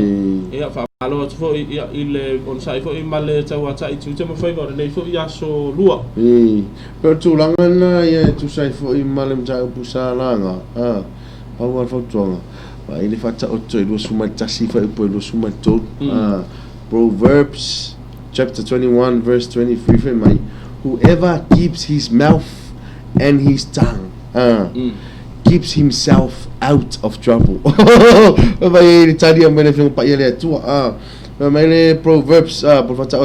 Proverbs chapter 21 verse 23. Whoever keeps his mouth and his tongue keeps himself from trouble. I lo fai va sei tu lo polo fonga foi e te pui oi mai fa fitau ia te mirane o te rei rola ia le sunga foi foi fiau sa langa ina ia le sai fonga ina foi to inga tu langa la fonga inunga o le ala ia foi po lunga fonga ina o le TV1 le sa ngai foi lunga ia nei fa matala i rei rola po foi nei tai o fitala sa apena tu na sa mai la sa no anga le fiunga palimia afa peo to inga tu langa ia o ia le to inga ekalesia o taurona vis yo quando na mai le fontang pe fa peo tu langa na le fa vis yo bole upule sa fa nga ina fa vis ia le wa pe se sero le motive pe sa o le fa fiong pa ina tu sa o ai se ma se se pio ai nga se fa nga se sero le motive ave ka ko ngalo ka lo fa sko inga ka lo fa I le fiong pa ia le tu la ave se inga ai yo nei tai ia la pero tu langa ia cha no mo si la fia foi no mal so cha watu nu ia o mo fai ona mai mo mai in cha por kalame le fia ai fa tai tele ia inga wo pa anga mai masan ia le o lo fa pena ona mo me foi lo fa anga ia le ngata ia sa mo nei mo tu no mau o to umala vai tu mo sa mo nei nei na taimi ia taton ia le fo mafuta mai ia anga funga ia inunga le so live fa tai mafuta mai tofu ola poloai malo sole ia makwa iki munga lava ngei pango lolo vai wala wa ka fefe foi fe kawi ke ua ka foi se kimu o ke wa ka fo se timu ia sa onga ia ai ngata Ele nisi fo vaenga yo fai pena on join mai tato live ele ngata lungo tato Facebook page au lungo tato YouTube channel ia o lo fa pena ele ngata tato website ma lungo tato Simple Radio app fa talo fa mau fa lo fa ia ma lo fa mai ulai mo o tau uma ma lo atu ia fa yumu fa pizzo Aro ngā rurua si mona lau tasi malo I meleta sai paia sa karia mana ia fa soa malo ti mai fa tai tau rongo ia o rua sunga manuia la fiafi ia me se fo I o lofi tu lona o join mai sebe belu fe langi malo so le fonga ma lie ia fa tuanga fa tai ia pe o le tu ranga na ia o ia ida fo ia le manu lau ti o tato a por kala ia ida nei fo ia vaenga la fiafi ia o turanga na ia ai o le temi nei ia tarton ia o lo manu ia tato umai le lofa malanga le o le tua ia ma lo la ia to tawa tai tute ma favor nei fo ia so ia ai tarton wali ia visesio ia wala ia nga kala ide ai me isi na malo longa ko ia le si le mai mo mai de bangor fe flame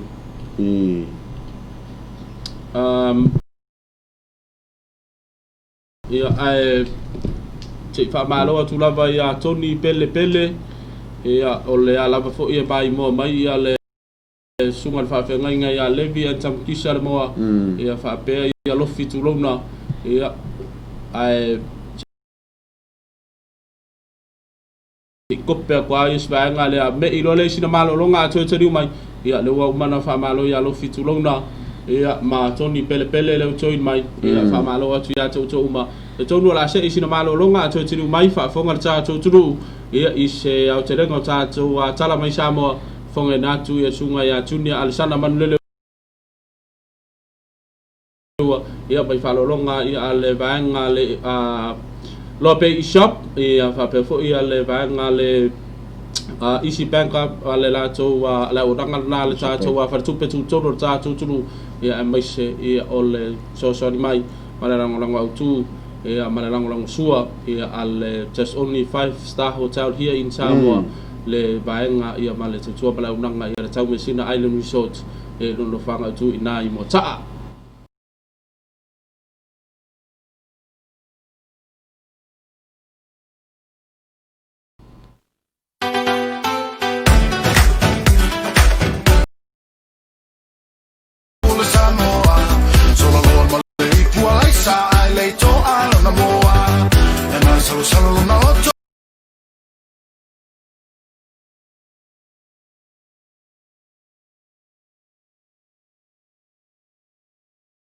Samoa tautala o leite senda la le tabiana se na uluma filifili on the bona fasisi on the ma taina o Samoa solo lo male puala sa ai leito ana na moa e na solo na otto o Samoa tautala hermano pukalua elua pukalua hermano pukalua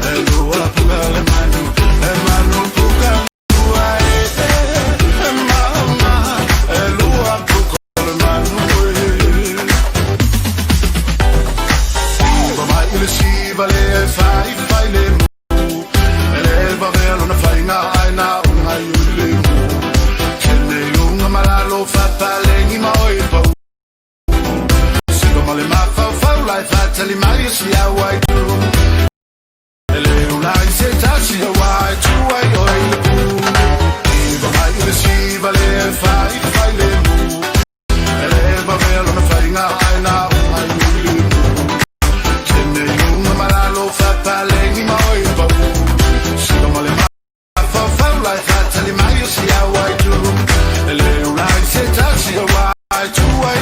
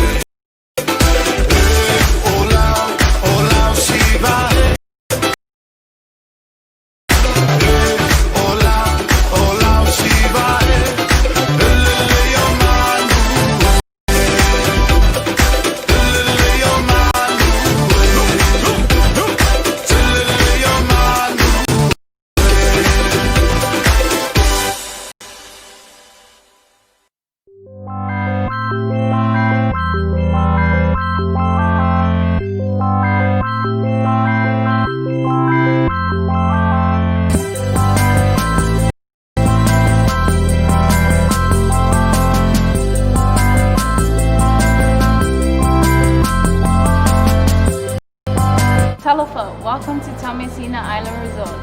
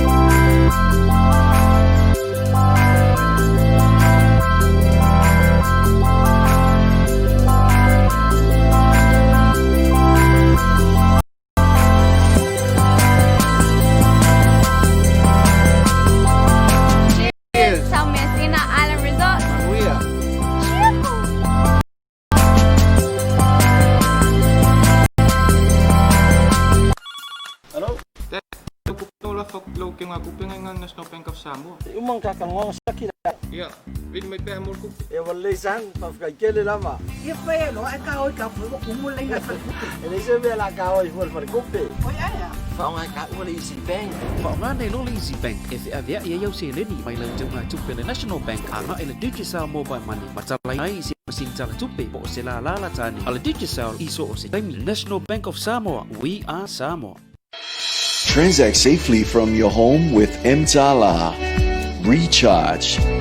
Transfer money to your friends and family. Pay your utility bills. See your transaction history. And even buy EPC prepaid power. Go cashless. Vodafone M-Tala.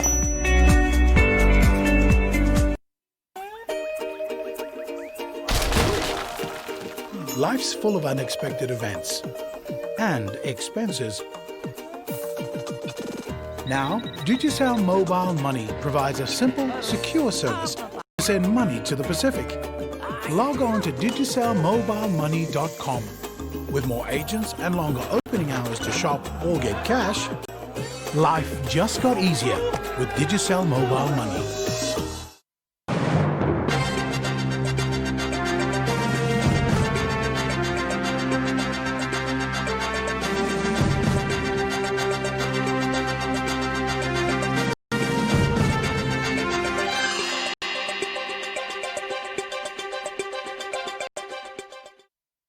Tauafiafi se mai lau whaafonga I tala mai Samoa mo le nei aso ua awina atu o na leanga lei mai le Loabay e-shop ma le mobile transfer ma le lafo ina mai o top up ma se leni. E mo mai lunga au nanga telefoni o Vodafone Samoa ma le Digicel Samoa nei le ngata lea a le Easy Bank Service al Faltupe National Bank of Samoa ma le au nanga mo e malanga mai Samoa nei le Tauafiafi Island Resorts. O le tala noa ino le mata upo le vaetama po le adoption to tonu le fono le palamene. O le isi le mata upo sa fesiningi ai o le sui o fale ali li sa ele minister fa masinonga. Fa o le sa katapau aina u. E fa apea ua fai lava se taungata ma le maualunga o pili alo ia mo le tutongi mo nei mata upo fa apea nei I le vaenga o le vaetama po le adoption. Pe le o iai se fisosoani al malo I le tu. Sa watu funa utali e fa apea fuafua lava le senga alo ia ala to pili. Ma o tu langa fo leo lo fai al tim nei. Ai ina ua ma fai de malo longa I raso lava lea sa fa manatu mai lo ia sili ma le stala fam sinonga. O lo ia tu la fondo o man pasia e lua fes fulfa. Wa ono tau sanga talwai. O lo ia ai pili lo ia. Al fa la blave o mai le so. E le fa marosia lava. E ia tu unga fa tu la fondo o te tau ona fa mali ina mo mua fa tu am fa yo na fa marosia le tu la fondo lea. Le tali ato toa lai lau sili. Suyo fradi di sae. O mai ona fai el malo tu la fono. E tali ato ia tu ngalunga e pei ona e silingia. Toe la vol fatino inda. Ai ole fisile lo tu la I mai pea. Lea fo isa la unga ili ta le malo tu la e palu pisodi ai sa ilele maliele ngoi. Ole fisile fa apea. Pe te tau na tatou fa awa wina le fa angayo ino tu langa nei. O vaenga o le vaetama po o fa nau mo nisi o ainga ya tunu I fafo. Sa fa ai loi fo isa mana tola minister o fa msinonga. Le fa fonga le paia al maro Samoa. Ua ma fua se langona ono o leo te mantua e lua tau sanga taluai. Sa taloa mai le fionga e paramia. E toi tilo steu tangwa talfea ngai o tula fono nei. Sa iai le fontanga sa au wai I Bali, Indonesia. I le lua fistful valu. Ua ta ua o le human trafficking o le modern slavery. Ma afua iai le au tu o le fontanga. Ma fua I le whaingo fie o na vaita mainga o tatou walom whanau I Samoa nei. Ma sa lopo la lata ia tūlanga le isa moa I whautuanga o nā fontanga. Ia fo ia lea whainga. O mafuanga lea ua whina ngā malo e toi ilo. Le tūla fono lea whaatino ai vai ngā tama. No tele o mātua. O sa ili sosoani atu ila na fionga le paramia. O na ua ese le meo o tūla I mai. Mautinoa sa lawalunga I manatu o mātua. O le whainga o le whaatino ino o le vai ngā tama. Wa vele ma au wala sa ili manui ai alom whanau. Ia tunu I fafo. Ai lili o lato manatu e iei to tu ngā e ono adia e mai. O lea la iei te utunga tu la fono o vai ngā tama o mai au tapena ina. E le ofisa loia sili. Ma le stala whamsidonga. Iei wha moe tu ina mai maota nei. I le isi fontanga lo manai nei. Mo le pasi e ina. Peita isa to tula ia tule suyo fala lili sa emtali atu le minister fa apia sa yaila na saunoanga. Ele aise malo si angal palmene e fuafua ina ai fi po opile tutongi aloia. Lei whaftaia le whionga minister le ua. Manino le vaenga sa au sinia. Le foi safa manino paua le po le ngawele leo no le sa tali le whionga minister na ua sinia. Le ute whaitau le hansa. O le saunoanga le minister fa pele. Ise malo si angal palmene e fuafua ai fi sa loia. Ele mawhai ona ise malo si le la foi la usa no la ye tu la fono umra faya tu ne ia pe le nganga na le tau so le yo nei pa me fa tu la fono ia mota tu vai nga fa pena ale o manino fa ftai sa tu la email fiong al minister fa ilo mai lumo le fono palmene fa apea ele ia ise vai ngola na la nga fa minister sa fia ile mta upu ele ise malusi angol palmene fu ina ipili tutongi lo ia peitai na toe tali foi tau mali suyo fale alili o lo ia ifa mau ngam tustu singa launga minister sa ia faya ile ala fonga ma o ia fo e ona fasili sa tu inatu ma o le ala fo ilea o lo tuli lo ai lava le minister ile mta upu mo le fia fasa o ina male malama peitai sa toe tula ia tu taita ela tunu ul pale mia mafsosani atu ile mta upu ale tu taua le wa tanol minister tatia mai se ko kilo ye polal me ko ye nga fakingo boy ana le pitola au le volto ma fo to le pitola au lo yo le ma ka fai le muso fai yo ka nga kulkulol mta au pula avo al mafua nga na la yo na otura ya ngol ke le fa sha u to ayatu il malo ya mal mafua nga le na la yo na le fai tu la fono le se ko kilo po le akongwa le me o kwaya a oi fo e mafuai ola tu lavo nei fo fonga o mai pena fa ilo mai le minister ele onof no fo ele malo o le lava ta mo fa ile malo e tali atu le malo le atunu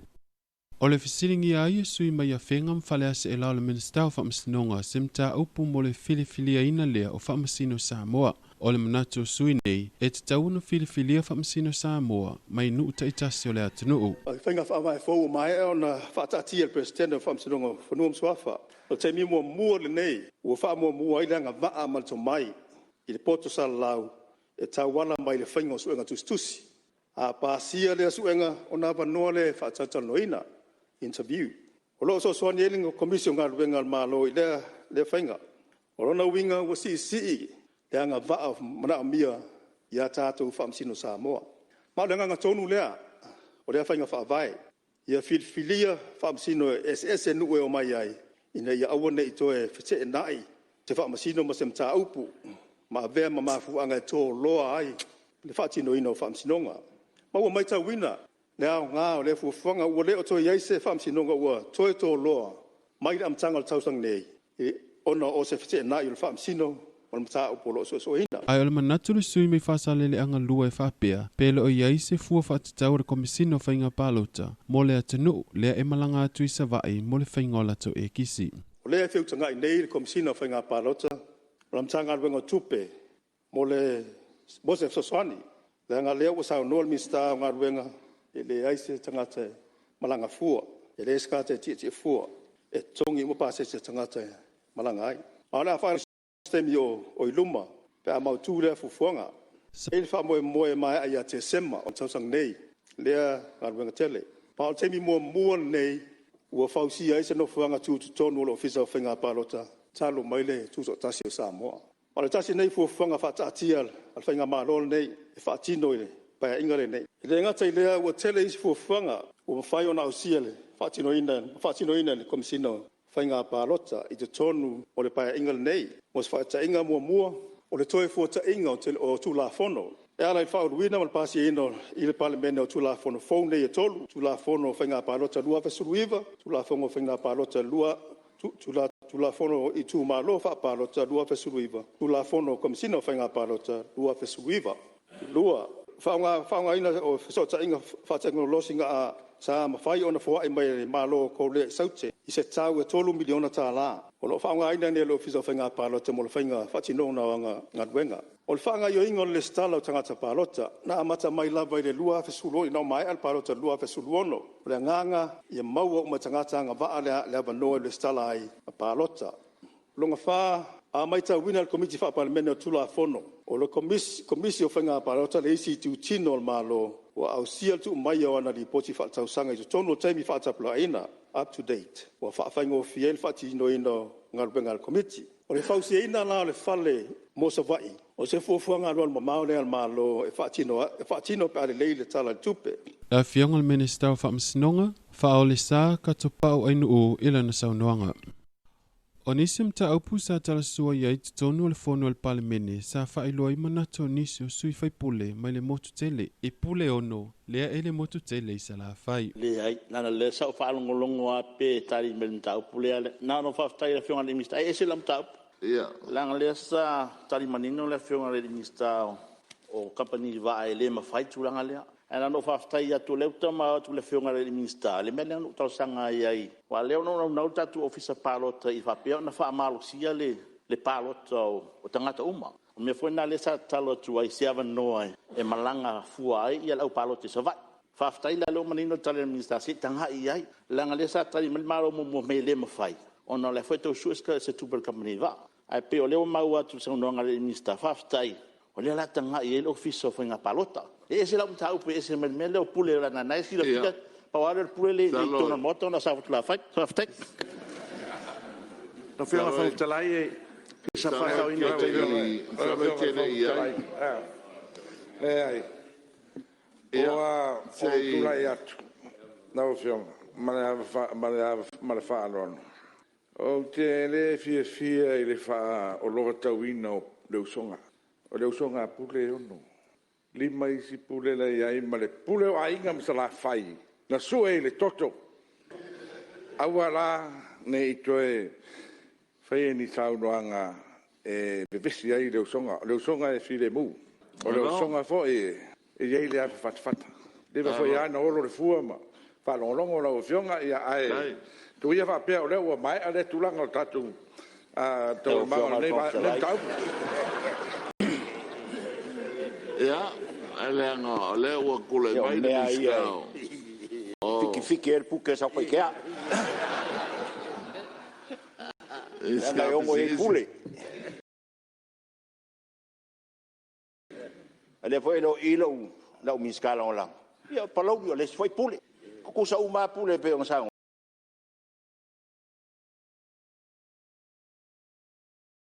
au al fasi sidel au ka wo foi me fa on pogei ha ka okole la ba puleo sala fai e ongo e ku kusa uma pule ya ngawa no ya pesi dia sa pai ya bola vai ya dai kumalo la ngale fa lu penga lo kumalo lau fekalenga le kula fale o lau ki ai le maseua mai o le pule nga muai malai se o e kele le fia kalangoa ia ai nga nga fa ka ku fa penga inga ia ka ku kalangoa i makau ia langa ai finga nga langa ku o lo fa fonga sa mo ia manuel fon o finga le fonga talai ia o finga le fonga talai o le fa lo de sa ta Nei tu malo le saunoanga le fiona le minsta. Ia, ele ia se nganga to e fatau matatau le ua sauno sa leula. O mana fai atu le matou upu tatou fai le nā.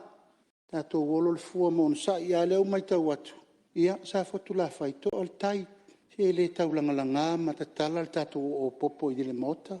Po fe tau te tau lalangi iai. Laua iai pu le fa vai ono sai. Mau le to vai. A ele se me tau vai di lia i nei o laua umantu mta vanga tatou vana nofu. Ta musu nei te ufa pea sa mo o tatou wai po e siri matatou. Ka wala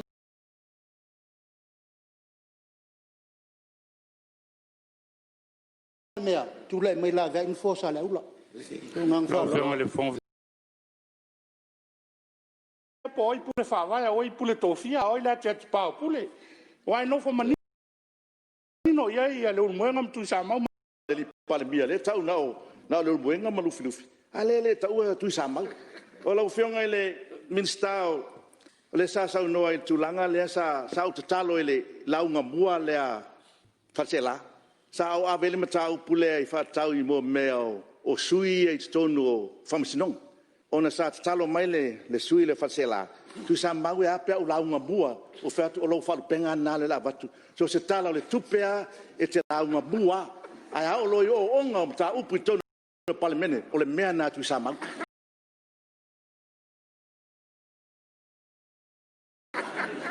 O nisi nao fe lafo a inga tala sua, a sui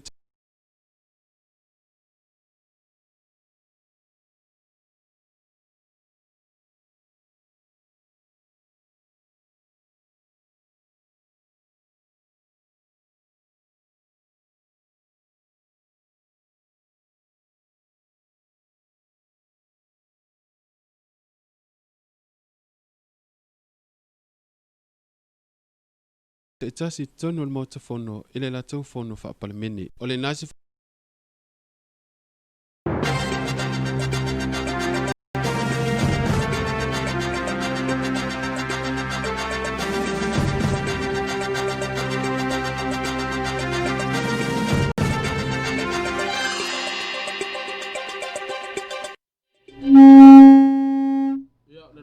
fa fonga tato tulu ia ise o tonga tato wa tala me sa mo pe na fonga na to sunga ya tune al sana man le wa ia mai fa lo longa ba ngana lo pe i shop ia mo le la fe mai tupe mai tulu ba fa nga ia o nang telefoni fa va il Vodafone sa mo ia ma le titi sa ma le la to wa mo pal mani mo le toi fa malo ma fa tai pulenga ma fa nga ru nga nga to ile ia o le tutua na ia le ba nga le fa tupe tu tono tato tulu le isi bank fa nga ina fo i mo le fa ingo fie no tala ino tupe ia mese ia o le rangolong sua ia le vaenga le Tauafiafi Island Resort ia ina i fanga tu mota ia o nisi na long tu ia mo tato tala mai samo ia na fo wa fa fonga i tato tu long puiri ia wala fo ia me o tupu tato tu mese ia tau manga ia fo tanga par bene ia lo ia fo ia i le fo ia vai tau ia tu langa na lo ia mo si fiso tato wa tu ia e mana ia fa longo mo tato wa tu ai fai me fia ia tato palmeni ia e wang i fa longo mai fo ngale le fongo le fa fongo samua ai beves pe na ma ri fo ia tato tala mai samua ia e wi ia i tulanga fila fo inga fo i tono le palmeni tu sai fo malato fo tanga lo fanga solo ia e lo la fo i lo fo ila to ia e tau wa on fai me fia pe o tau na ia tato ia fa longo fa fonga fo ile malu le atunu ia i o ila to o faia ia tonu ia mo le alu lu mo so tato atunu ia ele o beves ia per tulanga le ia e mari foi ia le tato talme sa mo tu ina tu le ngata ile o nisi foi va en o me o tupu i so tato atunu a nei time wa fa malu mal pongsa ia i samo nei o lo smo le 1 minute te ni le tulai onno i samo nei ia o tato ia wa o mai fo ia si ua tato por kalami ia Tauafiafi Ma Le Loabay sa le nei lava fa malo ia Maria lo sio ia le mafuta mai le ngata foi le ia o televisi sua ia sa fa pena fo ia na fa sa le i fa longa ma tu pasi ma lunga ona i to ina sa fa ngai ma fa mi longa fa no me suafa ia so ma vai sa malu ma le fa tino ino la to nga ruenga i le tofa ma fa utanga lo loto ma le ami o tonu sa fai ai fa unga fa msinonga fai atu ai fa aftai mo news ia sa le leila fo ia ora gona fo ira ia o televisi su ala to ia tu sai fo ia lo fa aftai bai ia ile tunanga fo le lo ia fo ia le tato fo ia tunu la to ia o le mesine la fo no tau wala fo ia nga inga umo lo ia ia ai pe fo ia na fa fo tato tunu fai malo o le mesine no tau o tato wa fai tal wa ia fa pe o ia se fa le tonu ia i te inga la tunu ia o le turanga na o ia i fa msili ia ma fai ona ia fa mesino ai le tangata la vai tu so la nga lu fai ma nga lu fa tin ia ai tato fa aftai le tua ia o no tato maua sa tu to file mu mar ma tango fie ia o fa pena na mai tato le tua tato te ola ma no fo ai e ida fo ia ina pa u ma wala lo vai vai fo tama ai ngo so tato tu no me sidi no taua o ro tato wa ola ma no fo i se atu no file mu ida fo ina so ina te lo taimi ni so fa fi tau ni fa tiata mai lo fa mai pele tua alo ye na fa ma malunga i lungo so tato tu no e awa ola tu no ia na fa pena fo ona tau to ia na yo tato tu mai la tau na tau wasa i ngasu o tai tai au da am tai na fo o tu to tasi o tato tu ia be o tato tu o la tu e fa bai de tu mai o tu langa na ia o lo ia me o mala fo la tato va ai tu fo ia e uira fo ia nisi taimi tato te va ai tu ai fo de ia ma tato ma fo fa tanga ta e pe ia no fa tu te me fa no tato tu ia o lo fa ma awanga le le o le tu a fa lava o le tu ia o lo fa bai e tato tu o ia fo ia tau na ia na fa unga ia ma fai mai er tonu tangata ia o fa ma oni no tuche ma ona fai ba o bala wina ia nga lue ai ma o nei tato tu ia o tulanga na ia tato atu fa tai atu ia la to umalava ia ainga wo pa anga mai masani ia o lo fifi pe fa nga ina tau tua ma o nga la lo pe tau la tu tato po kalame o le Tauafiafi Ma Le Loabay ia fa tai atu ia te to umalava ma fa mai ai le nga tai ia o le o fo mai fo mtuni mai ia alo fa anga foi ia mo tatou ainga o lo i samo nei e toi fa amana tu atu toi fa ilo atu ia las fa na ule ia o se unis nei ia epikeo ia mu lama setu ia wa to ai le solo na se fulu tau sanga ia alo fa le atua ia toi fo ai pianis tau sanga stele ia mo fa nga ina o e fa nga ina lo tale fa ni fa nga ina lo tale ni fa mo ni ina pe o i lo tale ni ia i lo wola tupu ai fa nga ina o i tonu ngalwenga le atua ia lo fa anga na mai atau nei ia le ngata ile o lili ia mashama ia o tulanga o mana ua ia tata pukalame ne fiafi tatou o malisi ui ia mai atau nei o le nganga lava le faafetai ia ma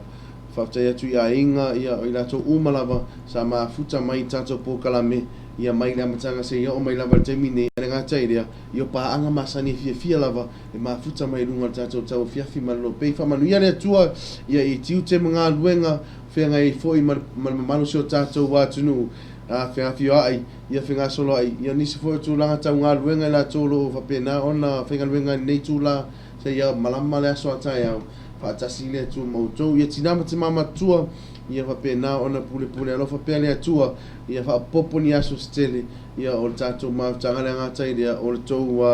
faiva o le tapu ai ia ina ia manuia ia tiu te mga luenga fo i alo sio tatou watunu ia sunga i whawhenga inga maula tu whaletua mna whaalo ia o lo ta whautu so se vaenga so se tafa nei lalo langi ia o lo whapenao tawa suina le ipo reola ipo vai o reola ia malaunga ina le whiong pa ia le atua i so o lafsi pule laa ia whamanuia le atua ia te utou ia whaalunga ina le mana o le atua ia te utou uma ai le ngata ia whapenao na mo le mana le upu ne ia manu malo ina mai a ina se nganga ia mo le malo le atua e toi wha talo fatuai ia ma follow fatui ia I pastor to all the pastors of Lights of All Nation not only here in Samoa ia Pastor Tito Pastor Queenie but to all the pastors around the world ia le ngata ia o sia tama mai papa pila e mari ia mama kara ia o alfaanga na mai ia te matou Samoa nei ai o ainga wo mai masani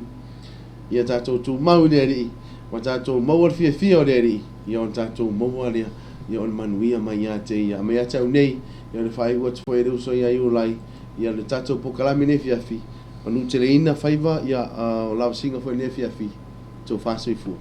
malo fa tai ia fa malo ia televisi su a manuia fa un fa un tute ora nei aso ia wa we fanga uma por kala me tolu arta to radio talave sa o ide stoina breakfast you tayao breakfast la fiafi manuia na mana va ngal wenga fa tai ia ile ngata fo ile toi mo moli atu ia mo ngalo for tato wa por kala ber Tauafiafi Ma Le Loabay ia ile ngata ia ole aso soifua ia orto meta ia apikeyo ia meshe ila to mala fo yo na tato wo ma paanga fa amna tuina ola to waso soifua ile nei fo yaso ia fa penao na anga le leile tua ia ile ma toi fa popo fo initiaso stede ia wai au ona fo ia mama tanga le nei olanga ia ai ole nei fo ia banga ola fiafi ia le wa sa no atu ia sunga visesio ia o tato wa por kalame na ma butanga na tato wa por kalame Tauafiafi Ma Le Loabay ia ile fa ungor nei fo ia so la solua nei to mo se no fa poponga ia ile aso ataya ola fiafi ataya te mina masani ia to fa le fa tai na tato wa paanga ma pisidisi mese fo lango tu nei por kalame o Tauafiafi Ma Le Loabay ia ile fionga le pulen fartua ulenga bala fa ngalwanga ngal motonga complex a fiare motonga upholstery motonga rental mana motonga hotel fator taulanga ina fungale ia mese ia fartua ia Lucia ia mana fa ngalwanga mana pulenga toa ia malela Toronto take away and mini mart ia I tuana mato ia mese fo la to fo au nanga ia fiai ia le tapa pino telefoni fa ba Vodafone man le titi shao ia mese fo ia ole ba fatawina to cash power le fangaloina ia no moni fa timer fa malor tato engineer sunga pani pasa o ia la valeo lo fa penal fi tai tunga ide aso mre aso ia wa fa le dia ia ole tuina to o nanga ia ile tato tunu ia wa ia family ina la mai mo sila mesho la fa fonga so steamer aso nga tai la to mo lo fa fonga tato live ia mesho la fo ila to ia lo fa penal na no pia fo ia ma fa fia la fo fa fonga tato mra nanga ia la radio Samoa le Loabay Samoa radio talave lungo tato website tawala tato link man symbol radio app ole atu fa tai to mo nei manu te reina fa so ngo to nei va ngola fiafi anga le leile tua ma de tio to soifua a fai te fina ngalo mo moli lo tato wola ila so tai au fa pena ona tato to fta pa I lungo pa ngalo le ila to fo yo lo fa pena ona uftia da po insha no bala pa ya le tua fa ma sha tu tato wa por klame mo nei ia a fai foi ese ngana wa pa mala lo ala vale fa fo mai tato tu ke sala uta to tai pe ai upu a so tu vai malu pe ngalo fina ngalo o lo to fai tama samo ma wa isfale to no mani le wa to o fa to va a mo nei fa so foi ia mai manu ia ne va ngola fia si fo